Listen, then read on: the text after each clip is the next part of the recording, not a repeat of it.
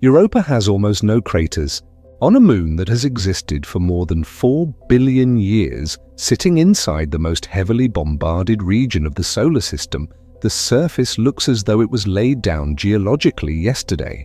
That single observation, more than any other, tells you something profound is happening beneath the ice. Most moons are geological archives. They preserve every scar from the early solar system, keeping a perfect, unchanging record of every impact that has struck them across billions of years. The moon orbiting Earth is covered in those scars. Mercury is covered in them. Mars still carries the marks of the Great Bombardment period that ended roughly 3.5 billion years ago. But Europa erases its own history with what appears to be systematic efficiency. Scientists estimate that the surface visible today is only between 40 and 90 million years old. In geological terms, that is nearly nothing. The Earth was still cooling from its own formation, and primitive microbial life was barely getting started when the ice we see on Europa's surface today was laid down. Something is actively, continuously resurfacing this world, pushing fresh material up from below, burying the old, and rewriting the face of the moon with the regularity of a machine that never stops running. That something is an ocean. Underneath approximately 29 kilometers of solid ice, Europa contains a global ocean of liquid salt water, not a buried lake, not a regional puddle beneath the crust. A world-spanning body of water, completely unbroken, covering the entire interior of the moon beneath an icy shell. Scientists estimate this ocean holds roughly twice the total volume of every ocean on Earth combined, and it has been sitting there, sealed in absolute darkness, kept liquid by forces that have nothing to do with sunlight, for potentially billions of years. This is why Europa sits at the center of one of the most consequential questions in modern science. If liquid water is the single most critical ingredient for life as we understand it, and if Europa has been sustaining a global ocean for billions of years under conditions that are chemically active, then the question of whether we should look for life, there is no longer a debate. The question is what methodology we will use and how quickly we can deploy it. But the answer to that question has become significantly more complicated in recent years. New data from spacecraft, updated geophysical models, and detailed chemical analysis of the moon's surface have forced scientists to revise the picture of Europa they had been working from for decades.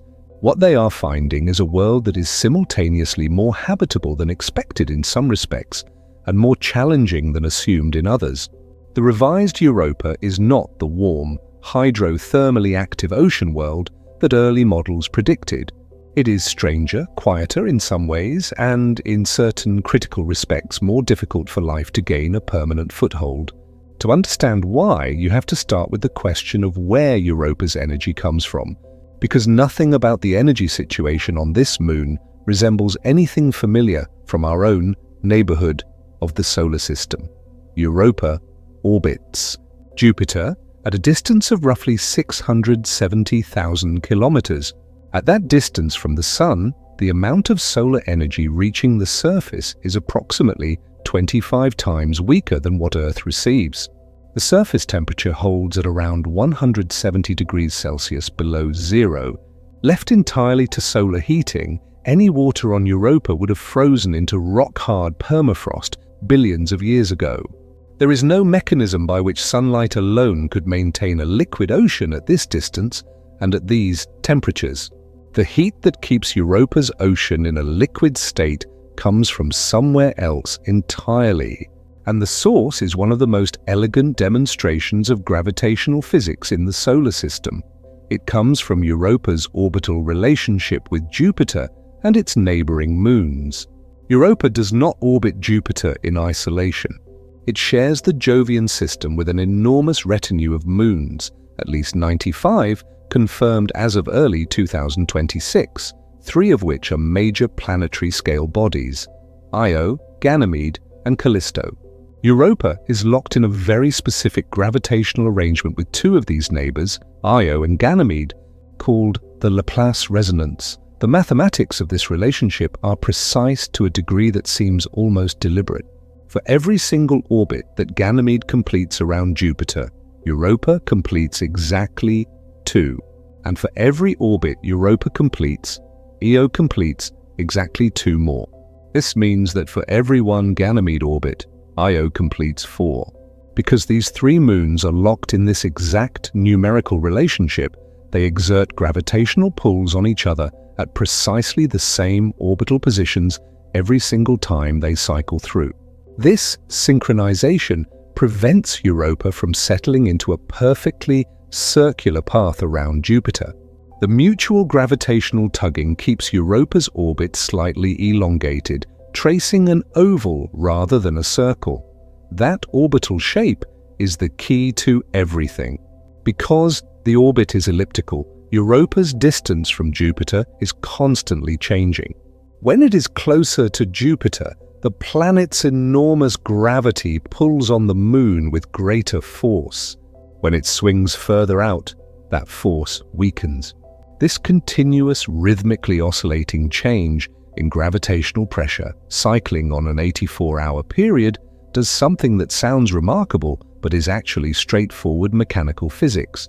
It squeezes and stretches the entire body of the Moon in a slow, powerful, perpetual pulse. The surface of Europa rises and falls by approximately 30 meters with every orbit. The whole Moon is physically deforming, bulging and relaxing on a schedule as regular as a heartbeat. This process is called tidal flexing, and it generates heat through the same mechanism as bending a metal wire back and forth rapidly. The wire heats at the flexing point because the molecular structure is being repeatedly disrupted and reordered, converting mechanical energy into thermal energy. In Europa's case, the entire rocky interior of the Moon is the flexing point, and the heat generated by this constant mechanical kneading is what prevents the ocean from freezing. The tidal engine is the power source for an entire world. It is a battery that runs as long as the orbital resonance is maintained, which means it has been running continuously for billions of years and shows no sign of stopping. This has a profound implication that extends far beyond Europa itself. Life on this Moon, if it exists, does not need a star. It only needs gravity. It needs the same fundamental force that governs the orbits of galaxies and holds planetary systems together.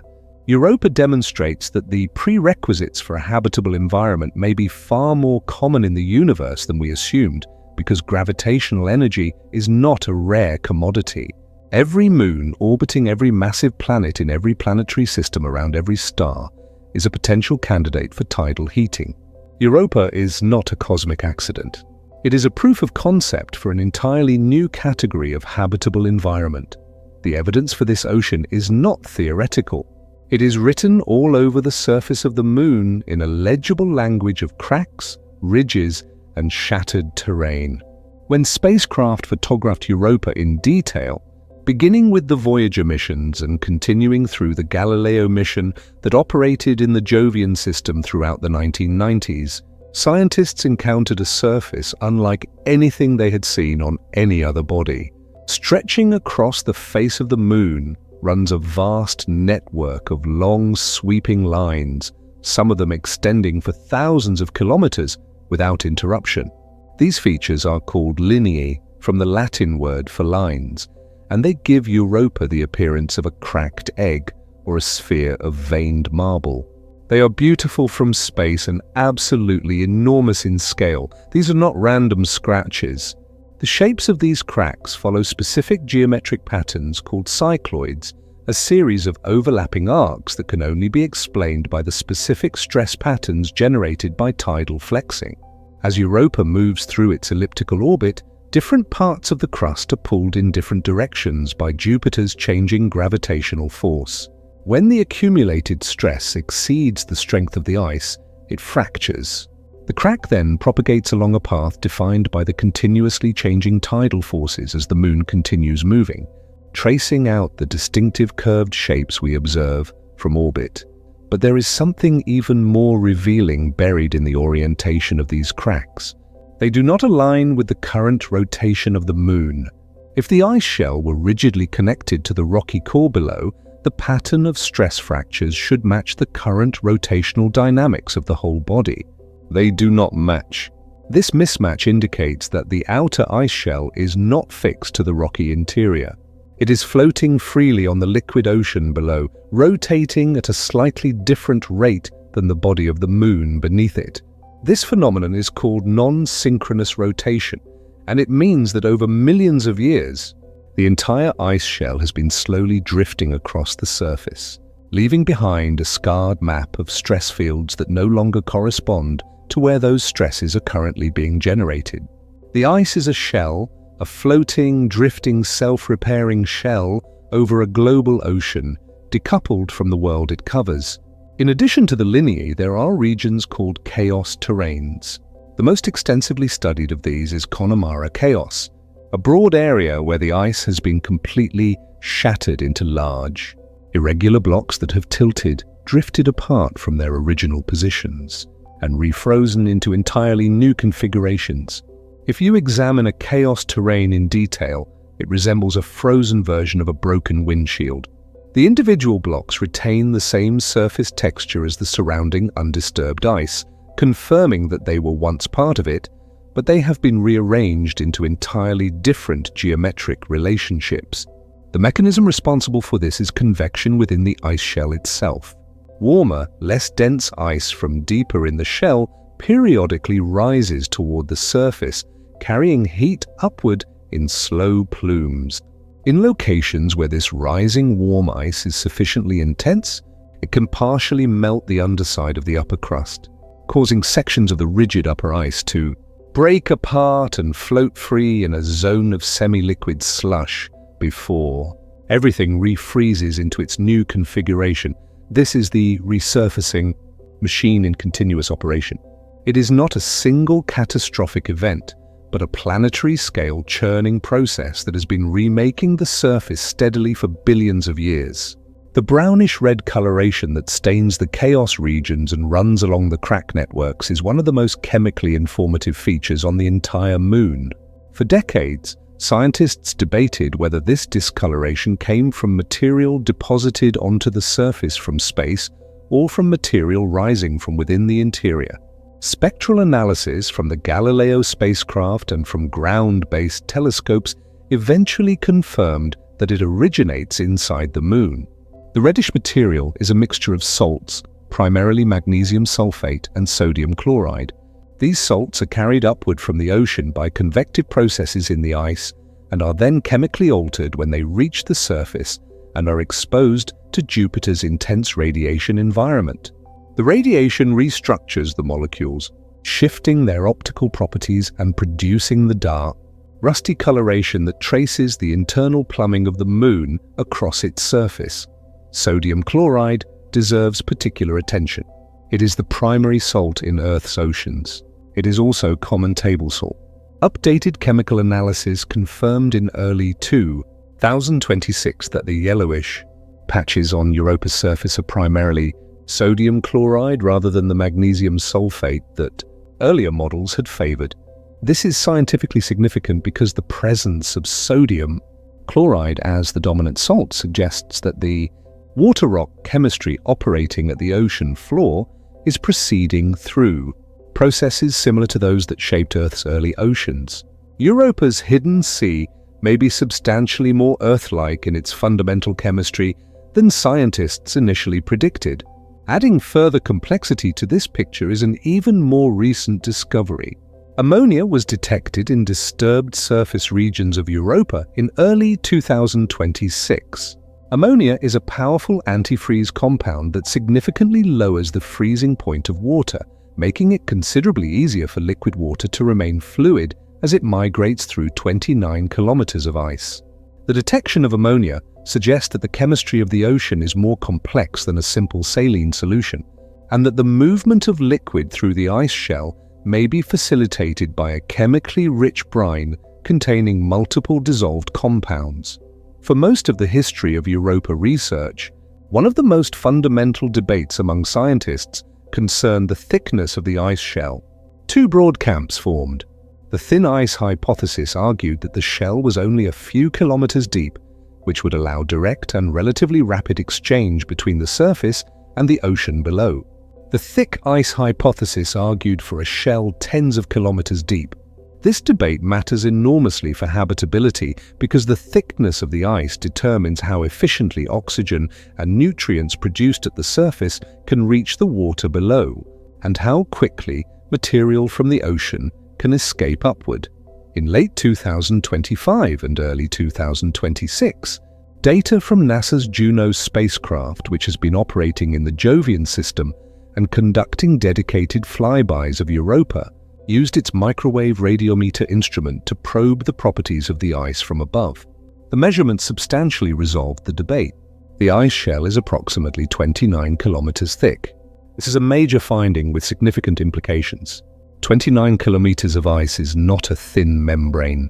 It is a barrier of continental scale, thicker than the deepest ice sheets ever measured in Antarctica, thicker than the vertical extent of most mountain ranges from base to summit. At this thickness, the ice is not a simple uniform block. The uppermost few kilometers are cold and rigid, behaving more like rock than ice, acting as a conductive lid that retains heat below it. Deeper in the shell, the ice becomes warmer and more ductile, moving in extremely slow convective currents analogous to how Earth's mantle flows over geological timescales. The deeper you go, the more geologically active the ice becomes, until, at the very base of the shell, the ice is in contact with the liquid ocean. The same Juno flybys also revealed structural details of the upper crust that were unexpected and somewhat deflating for one popular model of how surface material reaches the ocean. The spacecraft detected what scientists call scatterers within the ice, essentially tiny imperfections including pores, cracks, and small bubbles, extending several hundred meters into the crust. These features exist, but they are only a few centimeters in diameter at most. The idea that large, open fissures serve as direct pipelines for material to flow from the surface into the ocean below is not supported by the data. These microscopic pores are far too small and far too shallow to carry significant volumes of material downward over geologically relevant timescales. But if open fissures are not the primary delivery system for surface chemicals to reach the ocean, what is? A new geological model proposed in 2026 offers a compelling alternative mechanism. It is called crustal delamination, a concept borrowed from terrestrial geology. On Earth, dense sections of tectonic crust occasionally break away from the lighter rock above them and sink into the mantle below in a process that drives significant geological activity. Scientists now think an analogous process operates on Europa's ice shell. Because the surface is constantly being chemically altered by salt deposits from the interior and by radiation processing from Jupiter's magnetosphere, certain patches of ice accumulate a higher density than the surrounding material. Over time, these heavy, salt-enriched slabs of ice become gravitationally unstable. They break away from the underside of the rigid upper crust and slowly sink through the warmer, more ductile ice below, carrying their chemical payload downward through the entire 29-kilometer shell until they eventually reach the ocean. This is a slow-motion conveyor belt operating on geological timescales. There is no dramatic geyser, no sudden crack, no single visible event.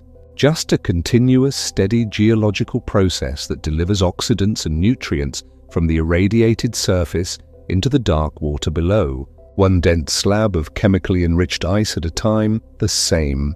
Radiation that makes Europa's surface completely uninhabitable. For any life as we know it is simultaneously producing exactly the chemicals that life would require in the ocean, and the ice shell is slowly carrying those chemicals downward over millions and billions of years.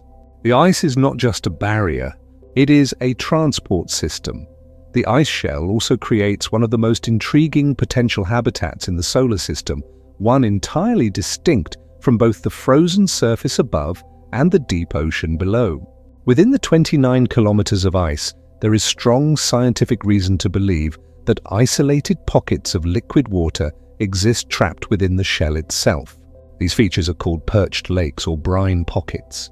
They form when rising warm plumes of ice carry heat upward, but do not have sufficient energy to breach the surface, leaving them suspended at some intermediate depth within the shell. The result is a body of liquid water isolated from both the main ocean below and the frozen surface above, sitting within the ice at a depth that provides substantial shielding from Jupiter's radiation while remaining relatively close to the chemically enriched surface materials above. If life exists anywhere on Europa, these perched lakes may be among the most hospitable locations. They are shielded by kilometers of rigid ice from the radiation environment that would destroy any exposed organism. They are within reach of the chemical nutrients sinking downward from the surface through the delamination process. And on Earth, isolated pockets of water in extreme environments, including brine pockets within Antarctic sea ice, are known to host active microbial communities that thrive in conditions that seem impossibly hostile. Understanding the surface chemistry of Europa requires understanding the radiation environment that dominates it. Jupiter's magnetosphere is one of the most intense radiation environments in the solar system.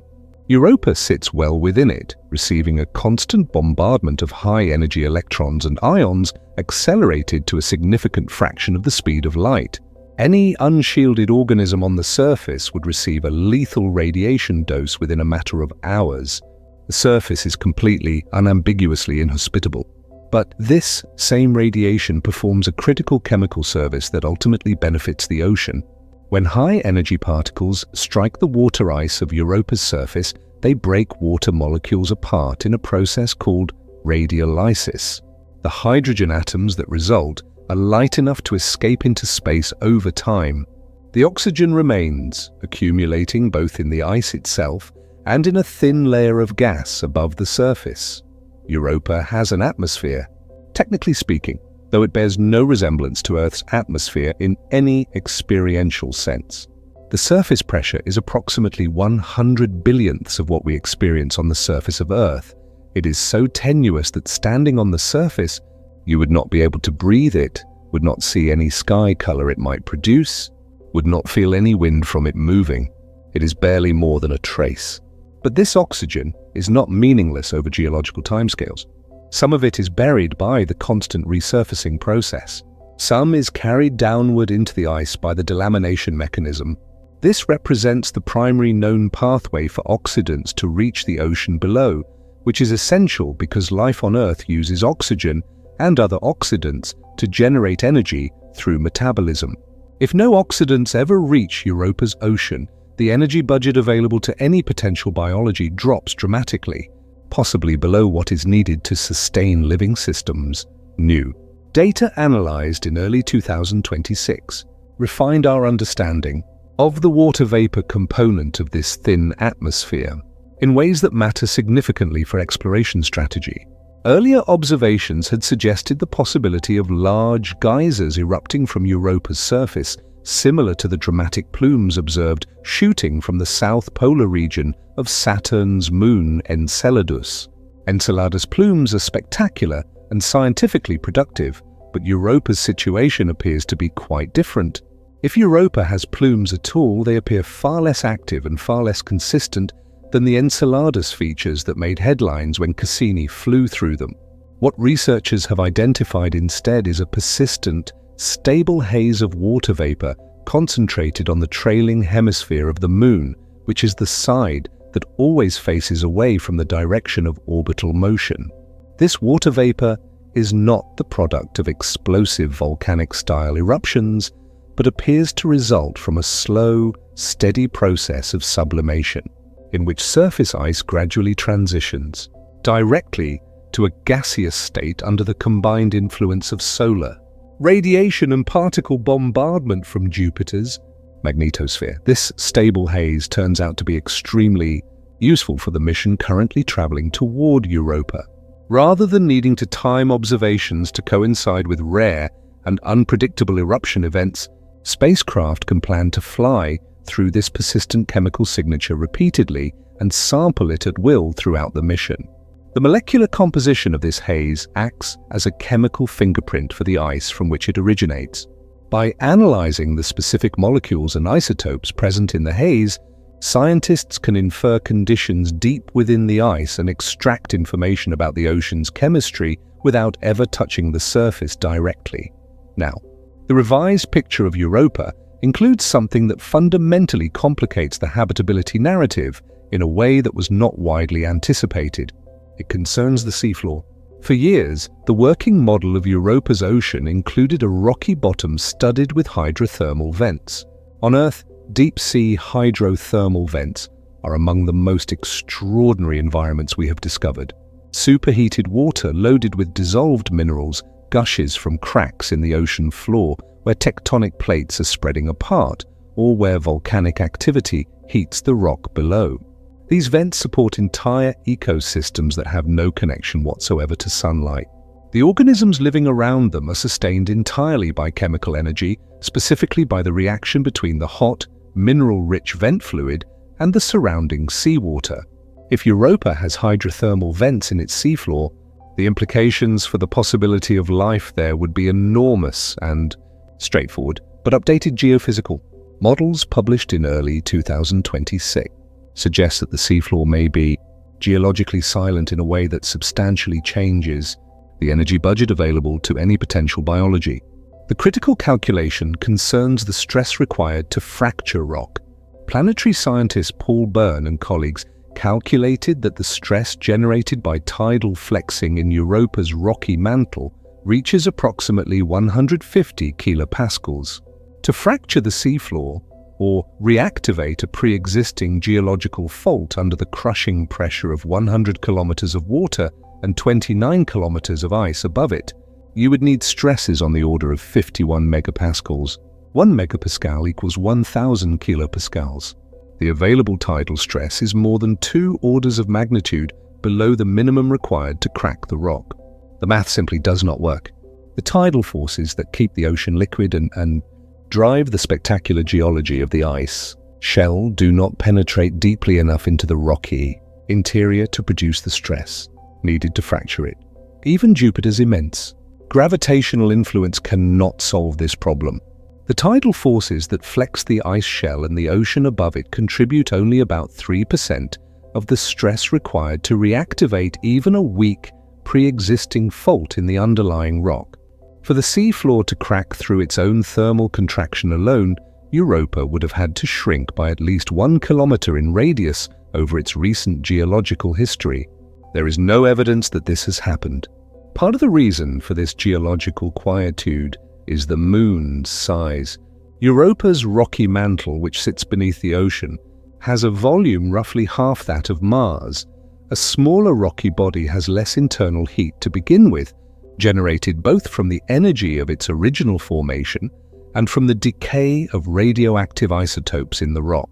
And a smaller body loses whatever heat it does have more efficiently over time, simply because it has more surface area relative to its volume through which heat can escape. Europa is simply too far along in its cooling history for vigorous geological activity to continue in the rock. What this means in practice is that the bottom of Europa's ocean may look nothing like what scientists had hoped and envisioned.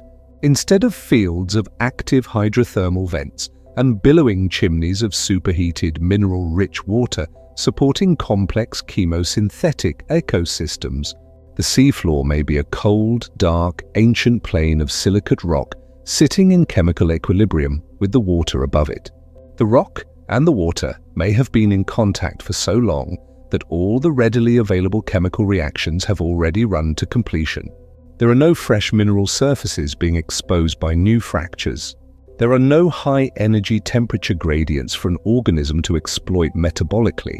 The only remaining pathway for geochemical activity at the seafloor involves a process called low-intensity fluid flow, in which cold seawater slowly percolates through the top few hundred meters of porous rock, exchanging minerals very slowly and at very low temperatures. This is a far cry from the energetic geochemical engine of a hydrothermal vent system. This does not rule out life. It means that life, if present, would almost certainly be microbial. Dependent on the limited chemical energy delivered downward by the ice shell and on whatever trickle of chemistry the seafloor's passive fluid flow provides. It would be a sparse, low-energy biosphere operating at the absolute margins of what chemistry permits. Every organism would need to be extraordinarily efficient, extracting more metabolic value from its chemical environment than almost anything we know on Earth. There is, however, another geochemical process that could provide a sustained, slow-burning energy source even in the absence of active hydrothermal vents. It is called serpentinization. When water comes into contact with iron and magnesium-rich rocks called ultramafic rocks, a chemical reaction occurs that produces hydrogen gas and generates modest amounts of heat. The hydrogen can then be used by certain microorganisms as a fuel, combining it with carbon dioxide or sulfate to generate metabolic energy in reactions that require no sunlight and no volcanic heat. Serpentinization is a slow process, but it can proceed essentially indefinitely as long as fresh water is in contact with the right types of rock. If seawater is percolating into the upper layers of Europa's rocky seafloor through low-intensity fluid flow, serpentinization reactions may be occurring continuously, producing a steady trickle of hydrogen that could serve as chemical fuel for microbial life. The quantities would be small by Earth standards. The organisms would need to operate at extraordinary efficiency, but the reaction would be ongoing, sustained by the simple availability of water and rock without any requirement for active volcanic heat or tectonic activity. Io's volcanic output adds another dimension to this geochemical picture that is not always appreciated. Io, the innermost of Jupiter's major moons, is the most volcanically active body in the solar system by an enormous margin. Its volcanoes continuously eject enormous quantities of sulfur dioxide and other sulfur-bearing compounds into space. A significant fraction of this material is ionized and swept into Jupiter's magnetosphere, where it is accelerated to high energies and eventually deposited onto the surfaces of the other Jovian moons, including Europa. This sulfur is incorporated into the surface chemistry of Europa's ice through radiation processing, producing sulfuric acid and complex sulfur-bearing organic molecules. Some of this sulfur may find its way into Europa's ocean through the delamination process. Sulfur is a critical element for many biological processes on Earth. Numerous primitive organisms use sulfur compounds as energy sources through metabolic reactions that are entirely independent of oxygen. If sulfur compounds are reaching Europa's ocean in meaningful quantities, they could represent an additional energy source for biology beyond the oxygen transported from the surface, one that does not require the full 29-kilometer journey down through the ice shell to deliver its chemical payload. The implications of a geologically quiet seafloor extend beyond Europa to our broader understanding of habitability in the outer solar system. We have been using Earth's hydrothermal vent systems as the primary template for thinking about life in subsurface oceans on icy moons. But Earth's tectonic system is exceptional. Our planet's interior is still actively heated by an enormous reservoir of primordial energy supplemented by radioactive decay, and this sustained heat drives a globally active tectonic system.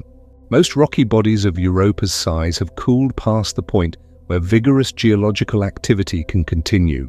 If geological silence is the norm rather than the exception for ocean moons, then the energy budget available to life in those oceans may be considerably more constrained than the optimistic early models predicted. That said, even a sparse biosphere would be an extraordinary discovery.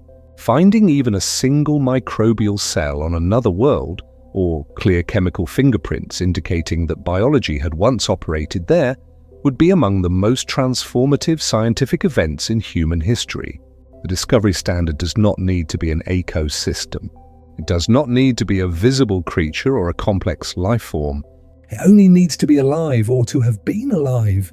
A single self-replicating cell in an ocean under 29 kilometers of ice would fundamentally alter our understanding of life's distribution in the universe. This is the context in which the Europa Clipper mission was designed, funded and launched.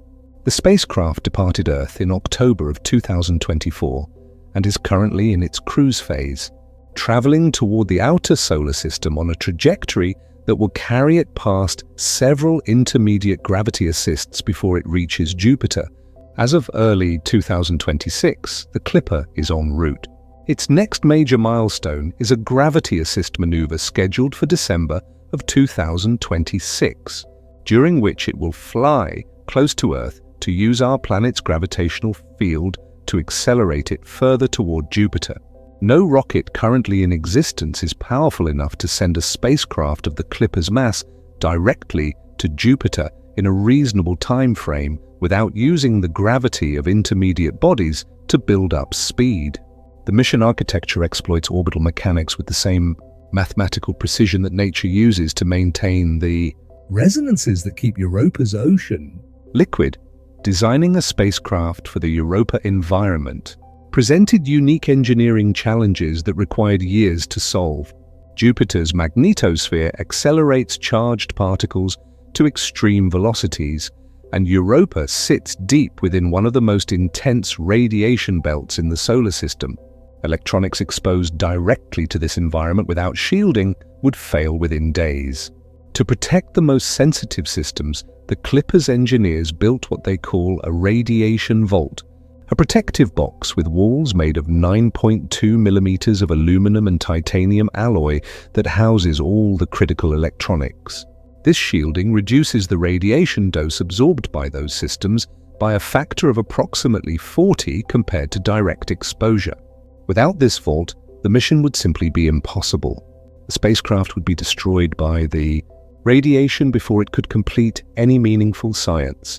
The science instruments aboard the Clipper were selected specifically to address the questions raised by the revised picture of Europa.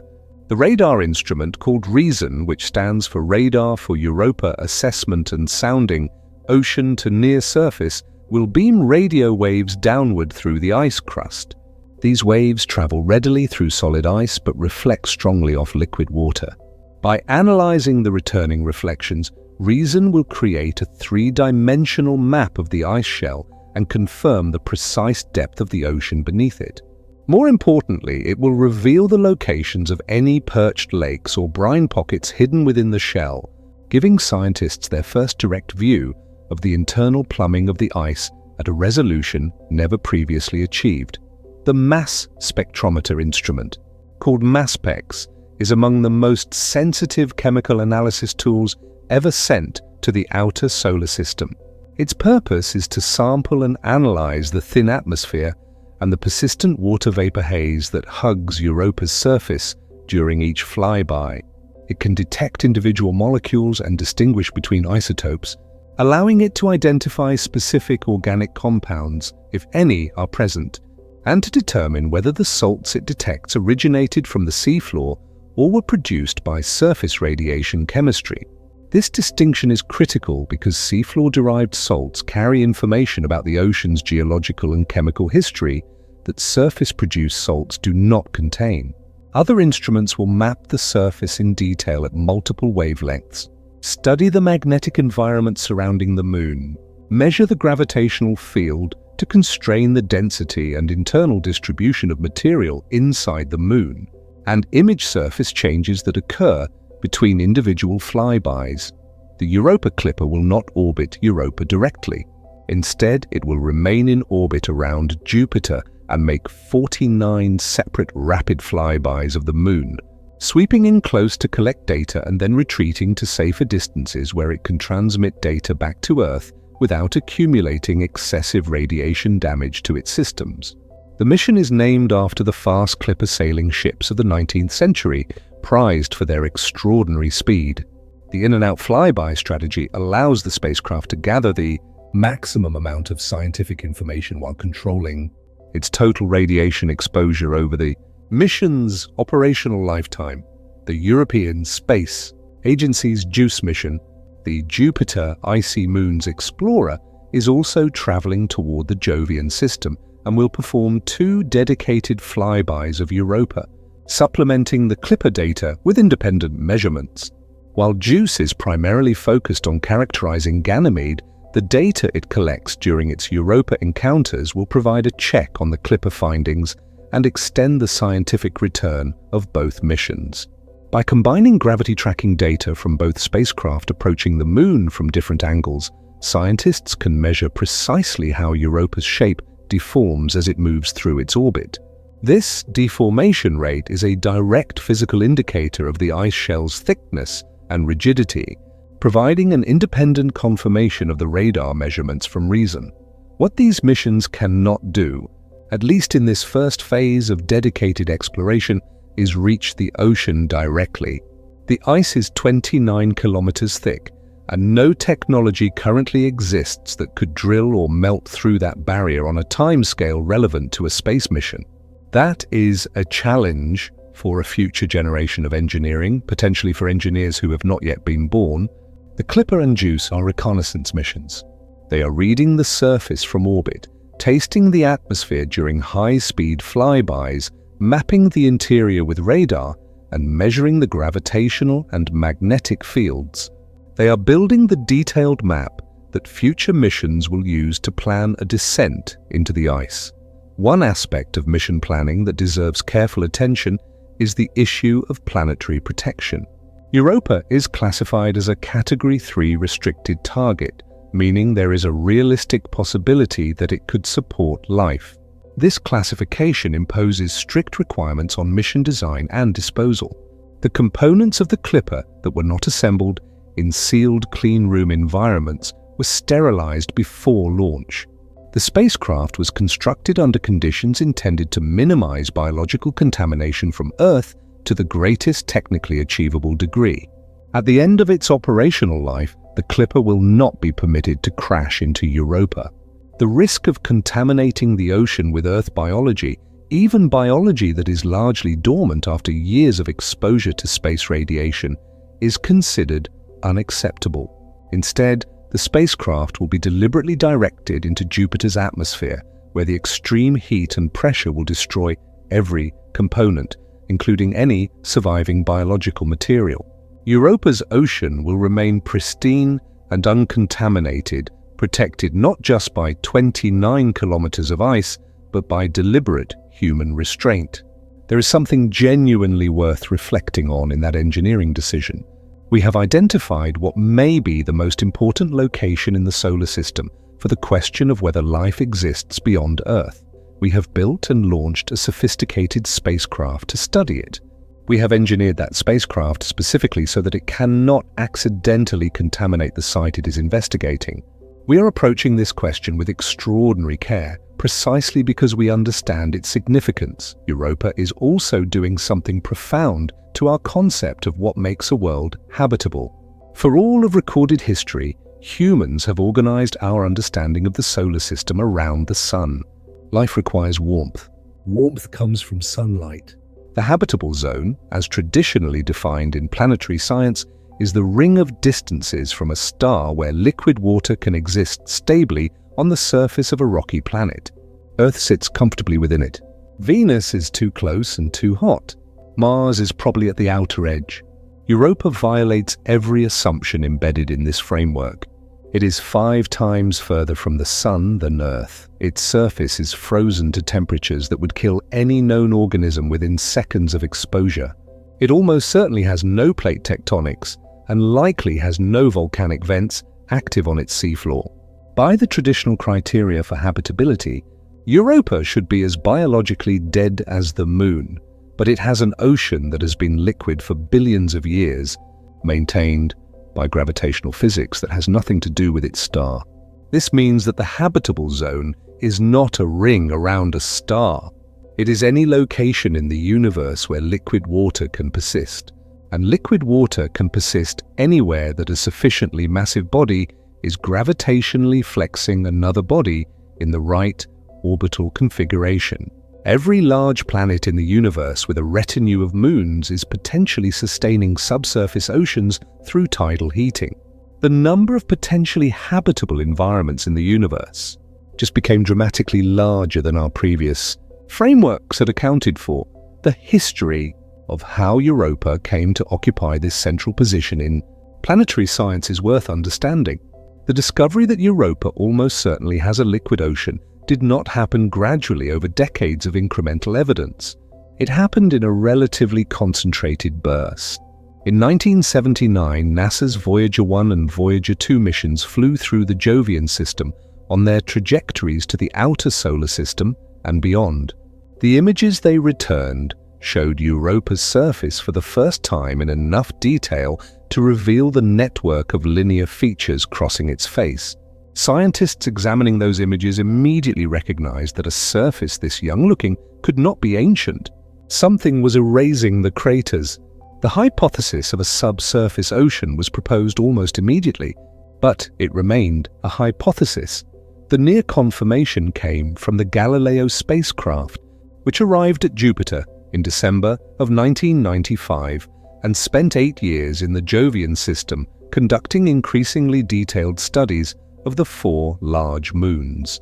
Galileo's magnetometer detected the induced magnetic signature of a conducting layer beneath Europa's ice, almost certainly a saltwater ocean. Galileo's imaging system captured the first detailed views of chaos terrain, the linear network, and the reddish-brown coloration. It measured gravity anomalies consistent with a large liquid layer of the right properties. By the time Galileo's mission ended in 2003, the subsurface ocean was no longer a hypothesis but the best supported explanation for every observation the spacecraft had made. The questions Galileo could not answer became the questions that drove the design of the Clipper. How thick precisely is the ice? What is the exact chemical composition of the ocean? Is there an active geochemical exchange between the ocean and the ice above? What organic chemistry is present in the thin atmosphere? The Clipper is the direct scientific descendant of Galileo's questions and of the 2 decades of modeling and theorizing that followed Galileo's data. It represents a 20-year effort to build the instruments, the mission architecture, and the political and financial support required to return to Europa with tools capable of answering what Galileo could only hint at. The political history of the Clipper is worth briefly noting because it illustrates how scientific priorities and institutional processes intersect in ways that are rarely straightforward. The mission was proposed in various forms throughout the early 2000s, repeatedly ranked among the highest priorities in comprehensive scientific surveys, repeatedly delayed due to funding constraints and technical challenges, and finally moved forward in earnest in the early 2010s after a sustained decade-long advocacy effort by the planetary science community. 3 separate decadal surveys, comprehensive 10-year priority rankings produced by the National Academies of Sciences for Planetary Science, had ranked Europa exploration among the highest priorities in the field. The most recent decadal survey released in 2022 reaffirmed the Europa Clipper as the highest priority flagship mission for the ongoing decade. The Clipper cost approximately $5 billion. Whether that figure represents good value for the information it will return is a question each person must answer according to their own sense of priorities.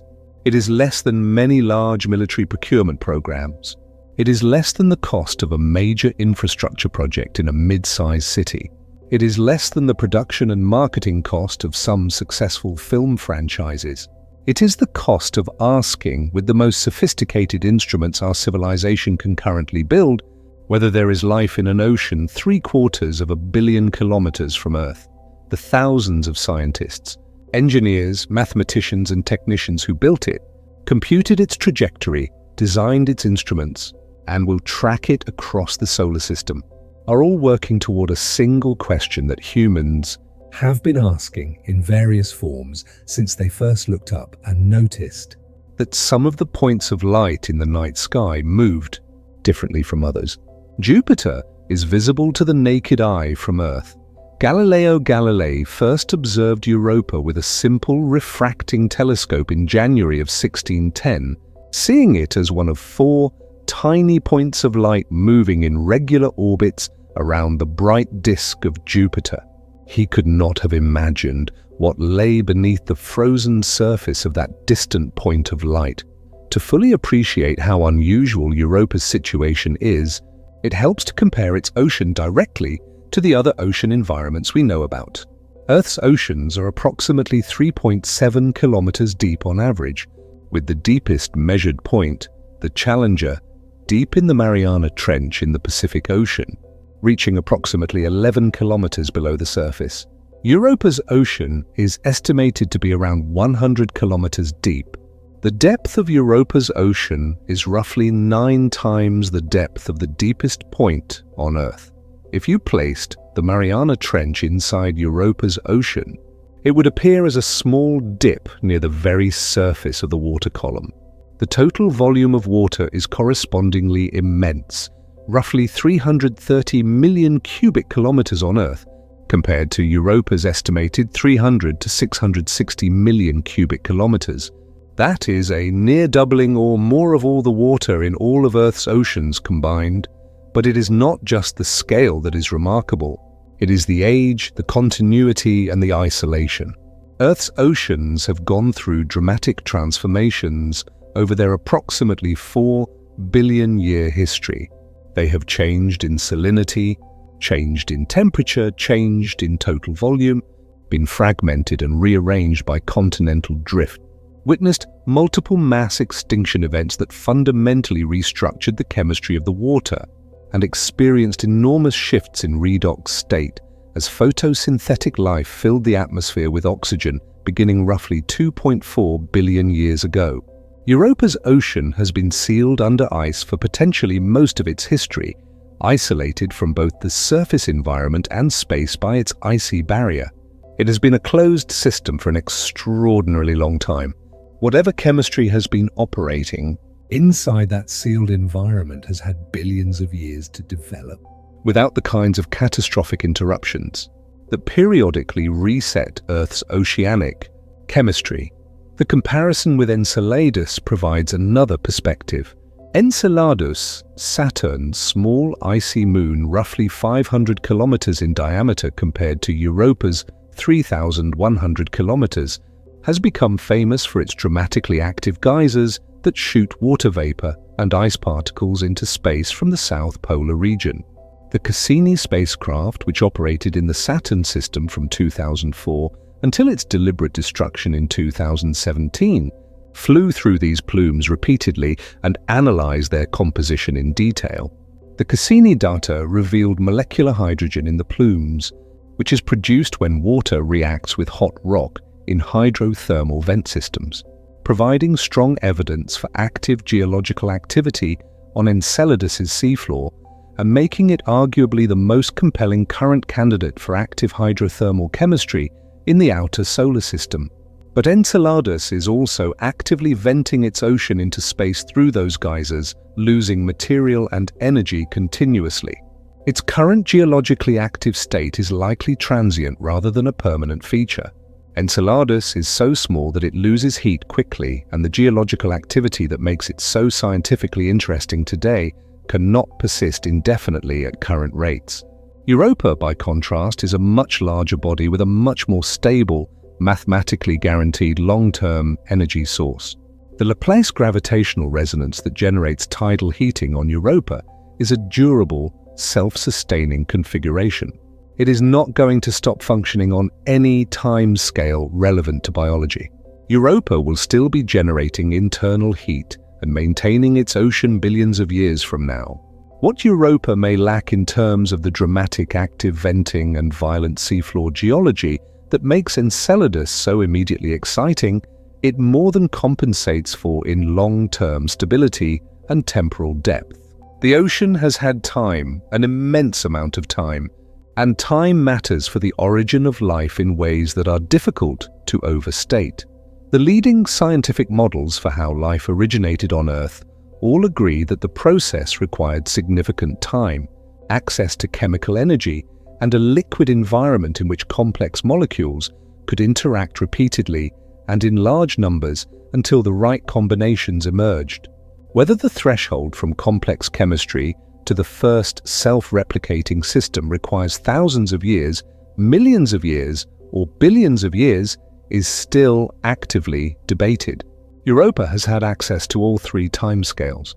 If the ocean has been liquid for 3 billion years, and if the chemical inputs from the surface and the seafloor, however modest, have been continuously trickling in, then by purely probabilistic reasoning, something chemically interesting has had an extraordinary amount of opportunity to happen. This does not mean it did.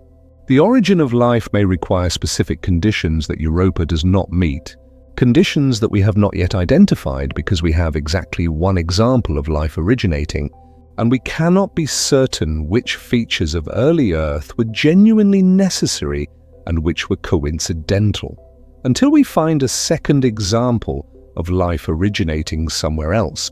Every model for a biogenesis is necessarily an extrapolation from a single data point.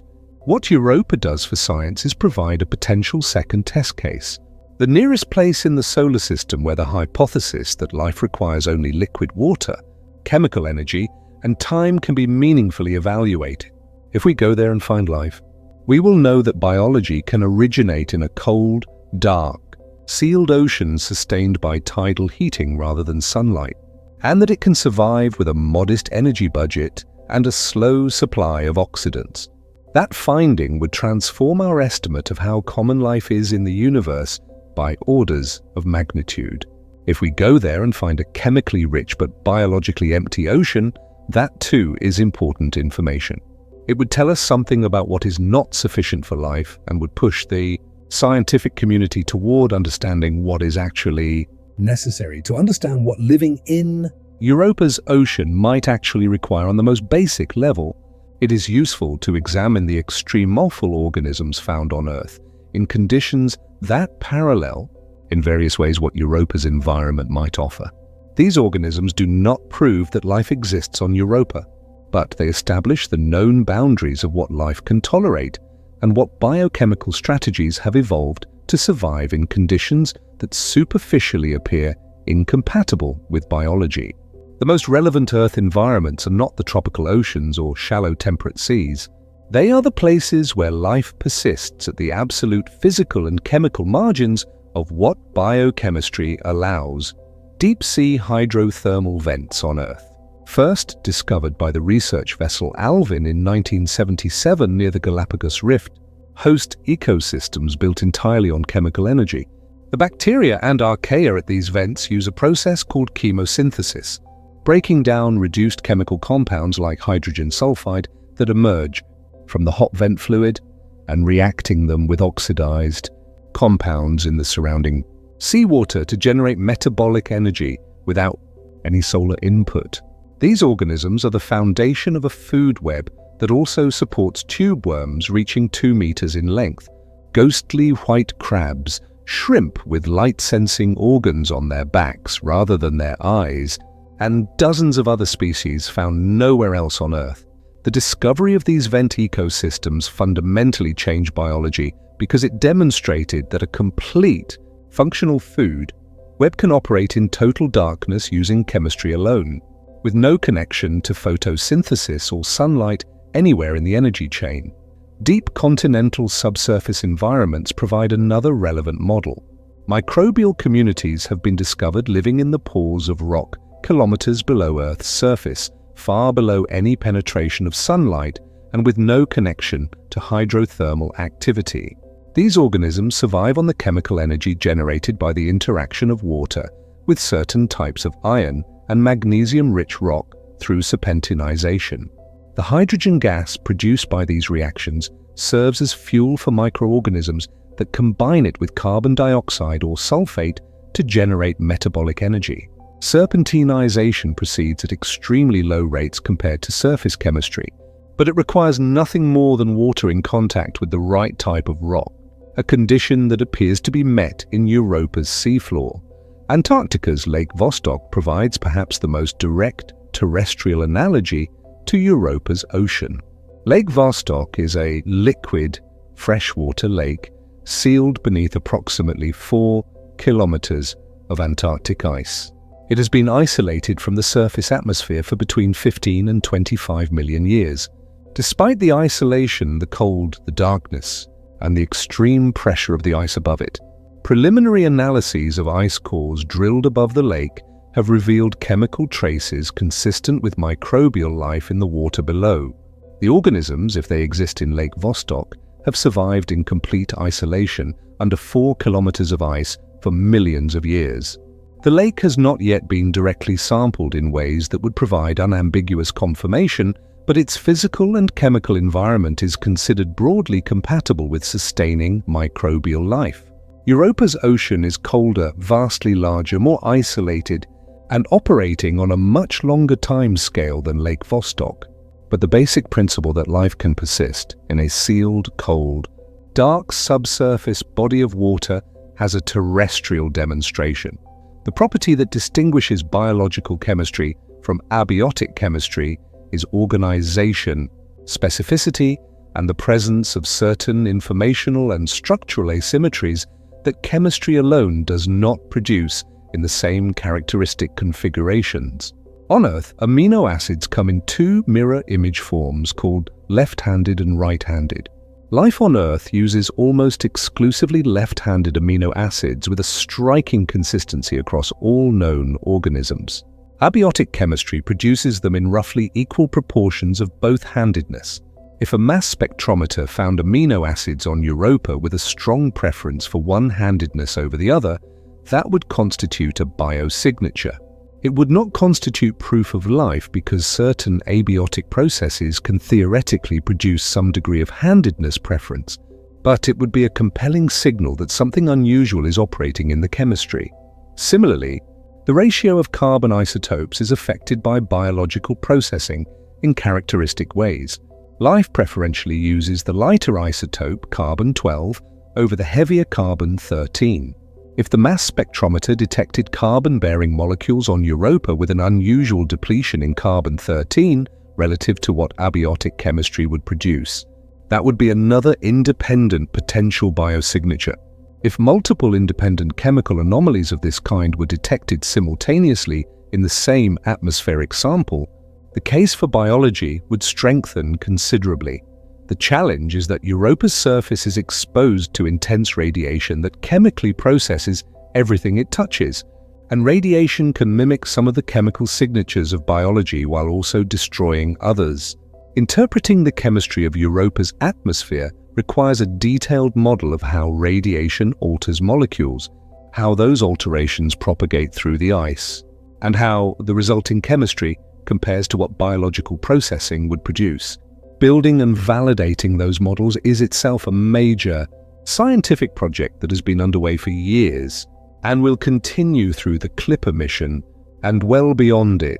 The Europa Clipper will not orbit Europa directly. Its 49 separate rapid flybys will each occur at different altitudes and geometries, allowing scientists to build up a 3-dimensional picture of the Moon's environment that no single orbital vantage point could provide. The mission will also use 2 different radar frequencies to probe different depths within the ice, exploiting the way that ice with different chemical compositions and temperatures reflects radio waves differently. The ice shell is not a simple homogeneous block. It has layers, regions of different density and composition, pockets of liquid, zones of different crystal structure. Reason will reveal the architecture of this complex structure in a way that no previous instrument could achieve. The magnetic measurements will be particularly powerful when combined with the gravity data. Jupiter's magnetic field induces electrical currents within conducting materials inside Europa. Liquid salt water is an excellent electrical conductor. The induced current generates its own secondary magnetic field, and the signature of this secondary field carries information about the depth, thickness, and conductivity of the conducting layer that produced it. By analyzing the magnetic signatures detected during multiple flybys at different orbital positions, the Clipper will constrain the salinity and possibly the depth structure of the ocean with a precision that was simply not achievable before. Ocean salinity is significant for habitability because higher salinity generally correlates with greater chemical richness, while very high salinity can also stress biological systems in ways that limit the range of viable organisms. Recent computer simulations have added an important dimension to the ocean picture. The ocean is not stagnant despite being sealed under ice and isolated from sunlight. Europa's rotation and the uneven distribution of tidal heating drive global circulation currents within the water. Because tidal heating is stronger at the poles than at the equator, warmer water tends to rise at higher latitudes and flow toward the equator, creating a pattern of global circulation that distributes heat and potentially chemical nutrients throughout the entire ocean volume. This means that if any chemical reaction or biological process is occurring anywhere in the ocean, its products will eventually be distributed globally through the circulatory system. The ocean is not a collection of isolated pockets. It is a single interconnected circulating system, and that has important implications for both chemistry and biology. Whatever energy budget the ocean can provide for biology is not concentrated in one place. It is spread throughout the global volume of water, available in principle to any organism anywhere in the ocean that can extract it. This also means that biosignatures produced anywhere in the ocean could in principle be circulated throughout the entire water column over sufficiently long timescales, making the ocean globally searchable by instruments that can sample the chemical environment anywhere within it. The next step beyond the clipper, already in early planning stages at NASA and in the broader international planetary science community, is a lander mission. A Europa lander would set down on the ice surface, use a short drilling mechanism to penetrate the uppermost layers of the crust, and directly sample the material there. The surface ice of Europa contains material that has been processed and concentrated by hundreds of millions of years of radiation, chemistry, and tidal transport from below. By analyzing it directly without the dilution that the atmosphere introduces, a lander could detect trace quantities of organic molecules that atmospheric sampling might miss. The surface of Europa is, in a certain sense, a concentrated chemical record of the ocean's composition, written in ice and salts and radiation-processed compounds that have been cycling through the system for geological timescales. A lander mission would face the same radiation challenges as the clipper, but amplified because it cannot sweep through and retreat. It would need to operate on the surface for days or weeks in the most intense part of Jupiter's radiation belt. Current engineering concepts envision a mission with a very short surface operational lifetime, on the order of 20 to 30 days, after which the accumulated radiation damage to the electronics would likely cause critical system failures. Every day of operation would be a race to collect as many samples and measurements as possible before the mission ends. This makes the instrument selection and sampling strategy for a lander mission critically important. Beyond a lander, the ultimate mission concept for Europa exploration involves physically penetrating the ice to reach the ocean directly.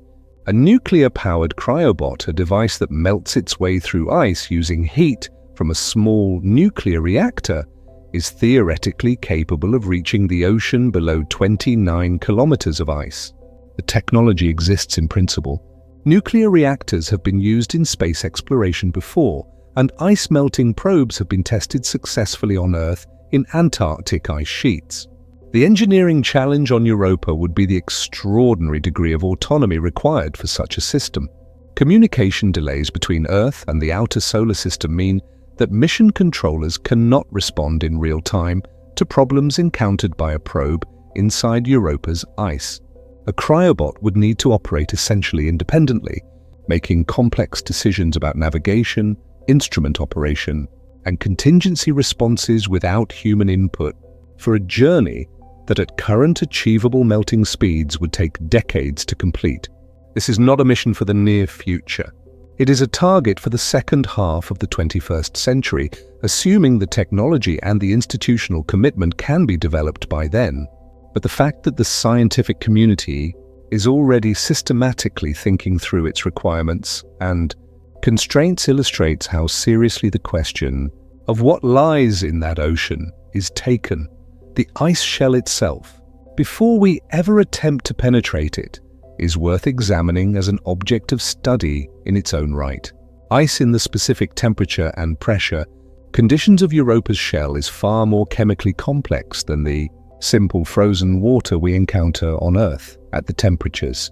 and pressures found within the shell, water ice exists in different crystalline phases, and the transitions between these phases have consequences for how material moves through the ice and how heat flows within it. The pores and microfractures detected by Juno in the upper layers of the crust are filled not with pure water ice, but with complex mixtures of salts, sulfuric acid hydrates produced by radiation processing, and clathrate hydrates, which are cage-like ice structures that can trap gas molecules inside them without chemical bonding. Clathrates are particularly interesting for the question of what chemistry the ocean is producing. They can trap and transport small molecules, including organic compounds, through the ice without those molecules reacting with their surroundings. They act as molecular cages, preserving chemical information across the 29-kilometer journey from the ocean to the surface. If clathrates are efficiently carrying organic molecules upward through the ice and concentrating them at the surface, then analyzing the surface chemistry provides a window into the chemistry of the deep ocean far below. The surface is not merely a frozen lid, it is a chemical readout of the ocean beneath. The path from Galileo's first observation of Europa in January of 1610, seeing it as a point of light orbiting Jupiter through a simple refracting telescope, to the Europa Clipper's detailed chemical characterization of its ocean environment, spans more than 4 centuries. In that time, the understanding of what Europa is has progressed from a celestial curiosity to a detailed model of an active, geologically complex world with a global liquid ocean, a chemically dynamic ice shell, a thin oxygen atmosphere, a self-sustaining tidal engine, and a realistic scientific case for hosting microbial life.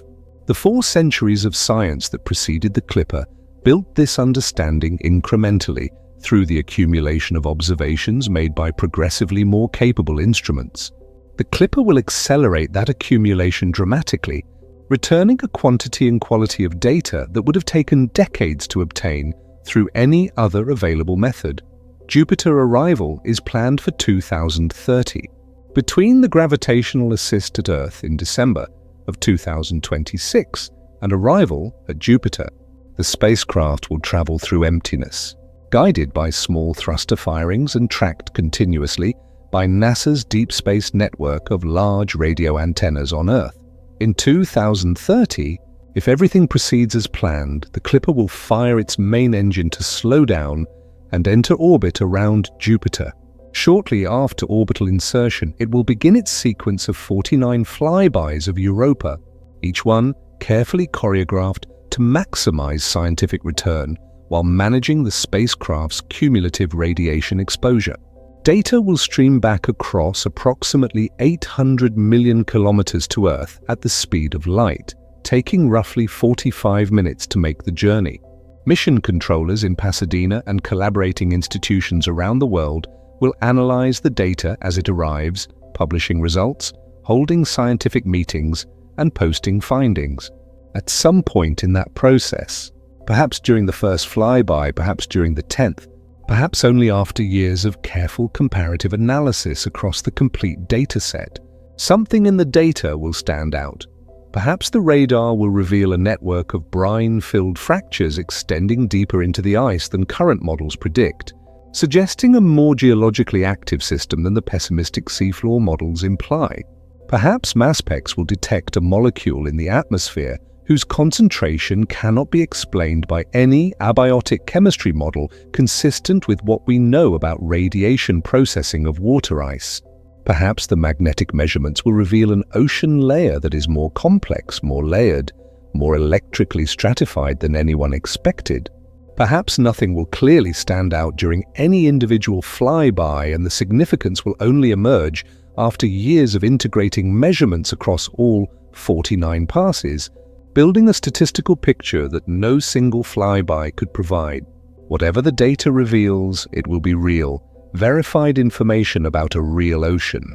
It will have been collected by instruments that were calibrated, validated, and tested over years of development and operation. It will be interpreted by scientists who have spent their careers understanding what the measurements can and cannot tell us, and what alternative explanations must be ruled out before any interpretation can be considered reliable. It will be argued over, refined, challenged, replicated with independent analysis, and eventually incorporated into a new scientific consensus about what Europa is and what it contains.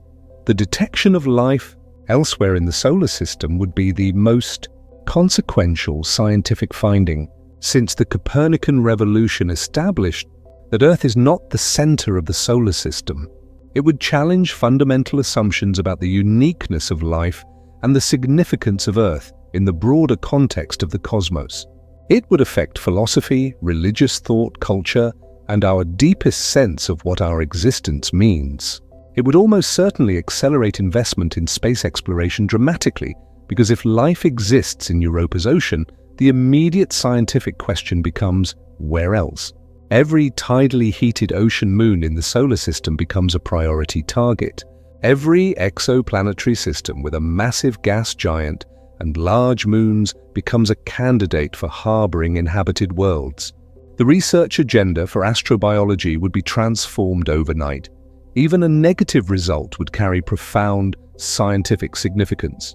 A thorough chemical characterization of Europa's atmospheric chemistry showing no biosignatures above the detection threshold of MASPEX would not prove that the ocean is lifeless, because the clipper cannot sample the ocean directly. But it would constrain the abundance of any potential life that is exchanging material with the ice above it, would provide limits on the energy budget available to biology in the ocean, and would help differentiate between scenarios where life exists but is too sparse to leave detectable traces in the thin atmosphere versus scenarios where life does not exist at all. Distinguishing between these possibilities will ultimately require the lander and then the cryobot. The clipper is the first instrument in a sequence. The scientific community studying Europa measures progress not in years but in mission timelines, in decades between a spacecraft's launch and the completion of its data analysis. Many of the scientists who designed the Galileo mission's instruments, which provided the first strong indirect evidence for Europa's ocean, had retired or passed away before the Clipper launched. Many of those who designed the Clipper will not be active researchers by the time a Europa lander mission is developed and launched.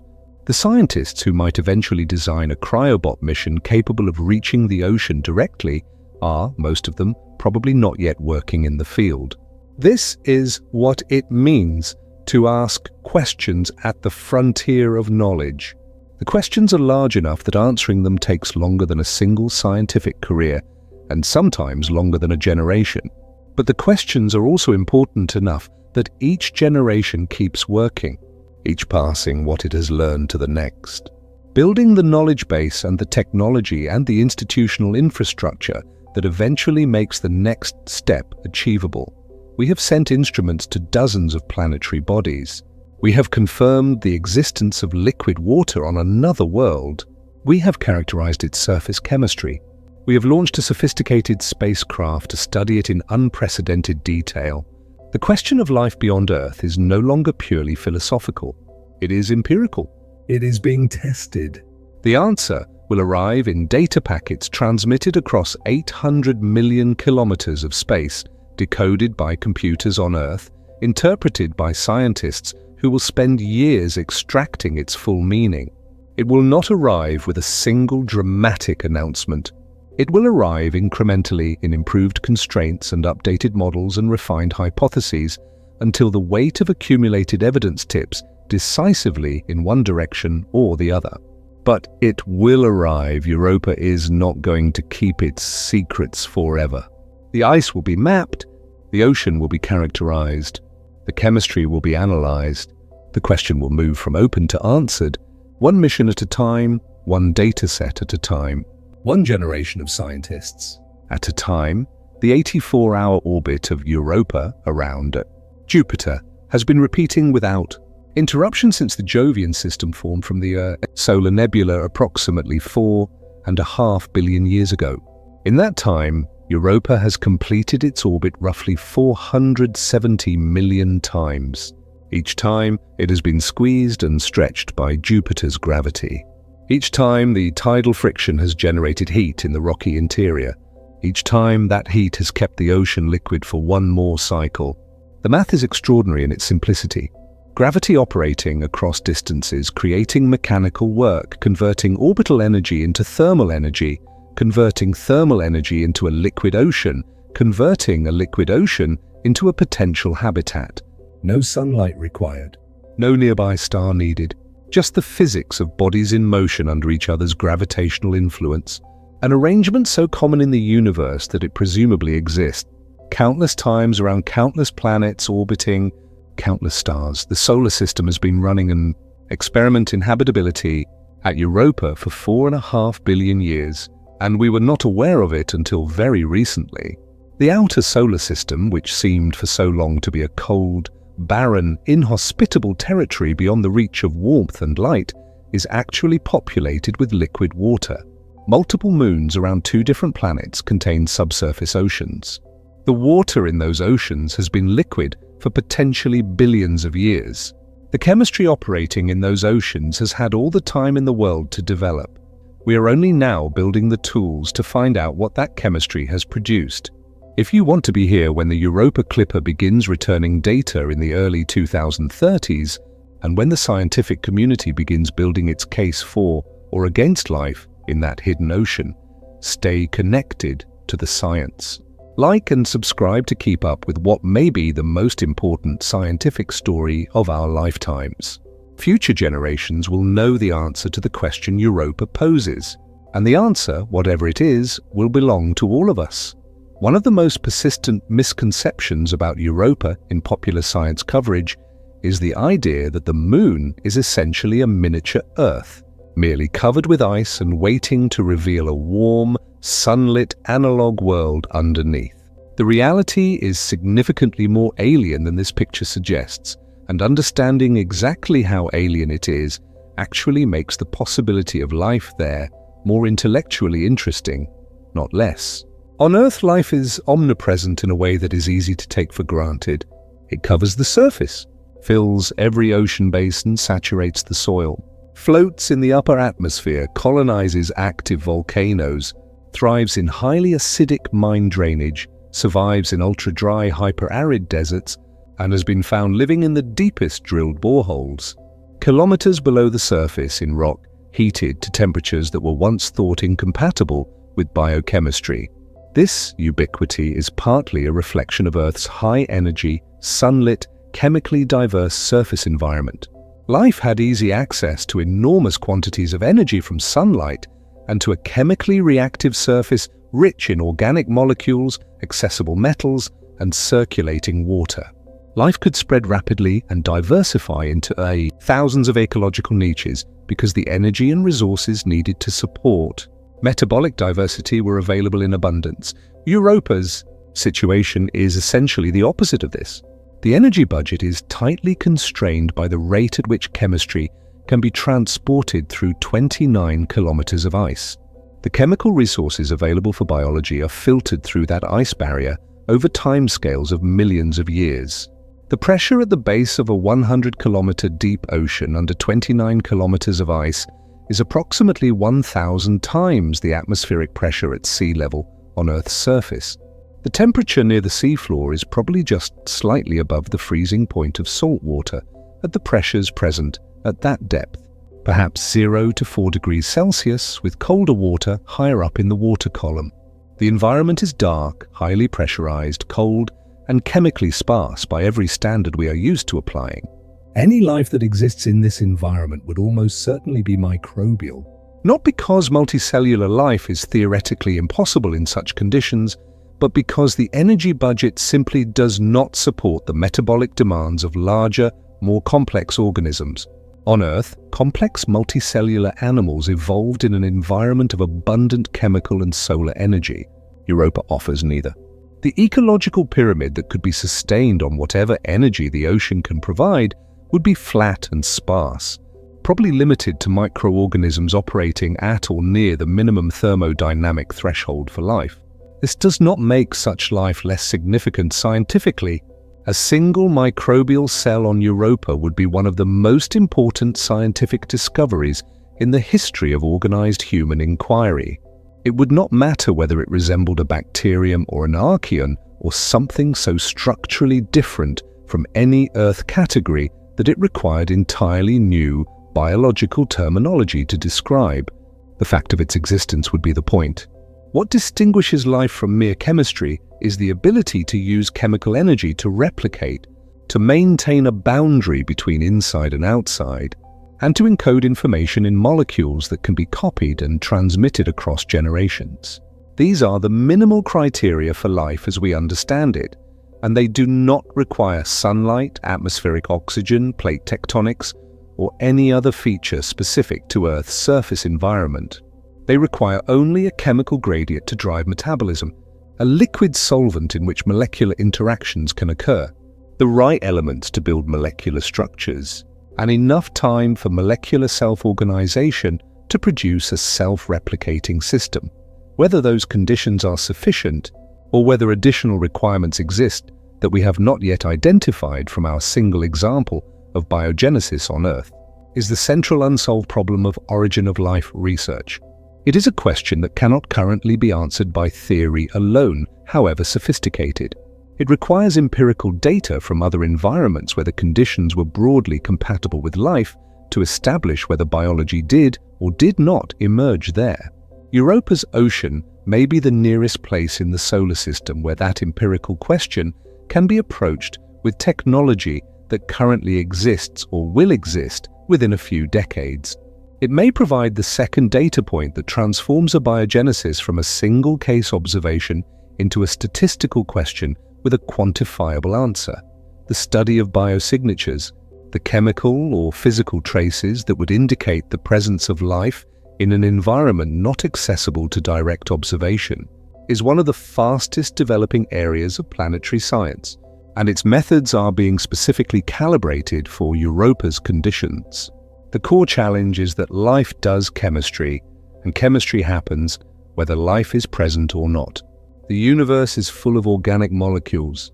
Amino acids, the building blocks of proteins, have been found in carbonaceous meteorites, in molecular clouds in interstellar space, and synthesized in laboratory simulations of early Earth conditions.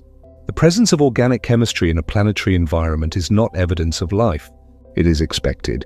What distinguishes biological chemistry from purely abiotic chemistry is organization at a level that random chemistry cannot efficiently reach, and certain systematic asymmetries that emerge from biological selection.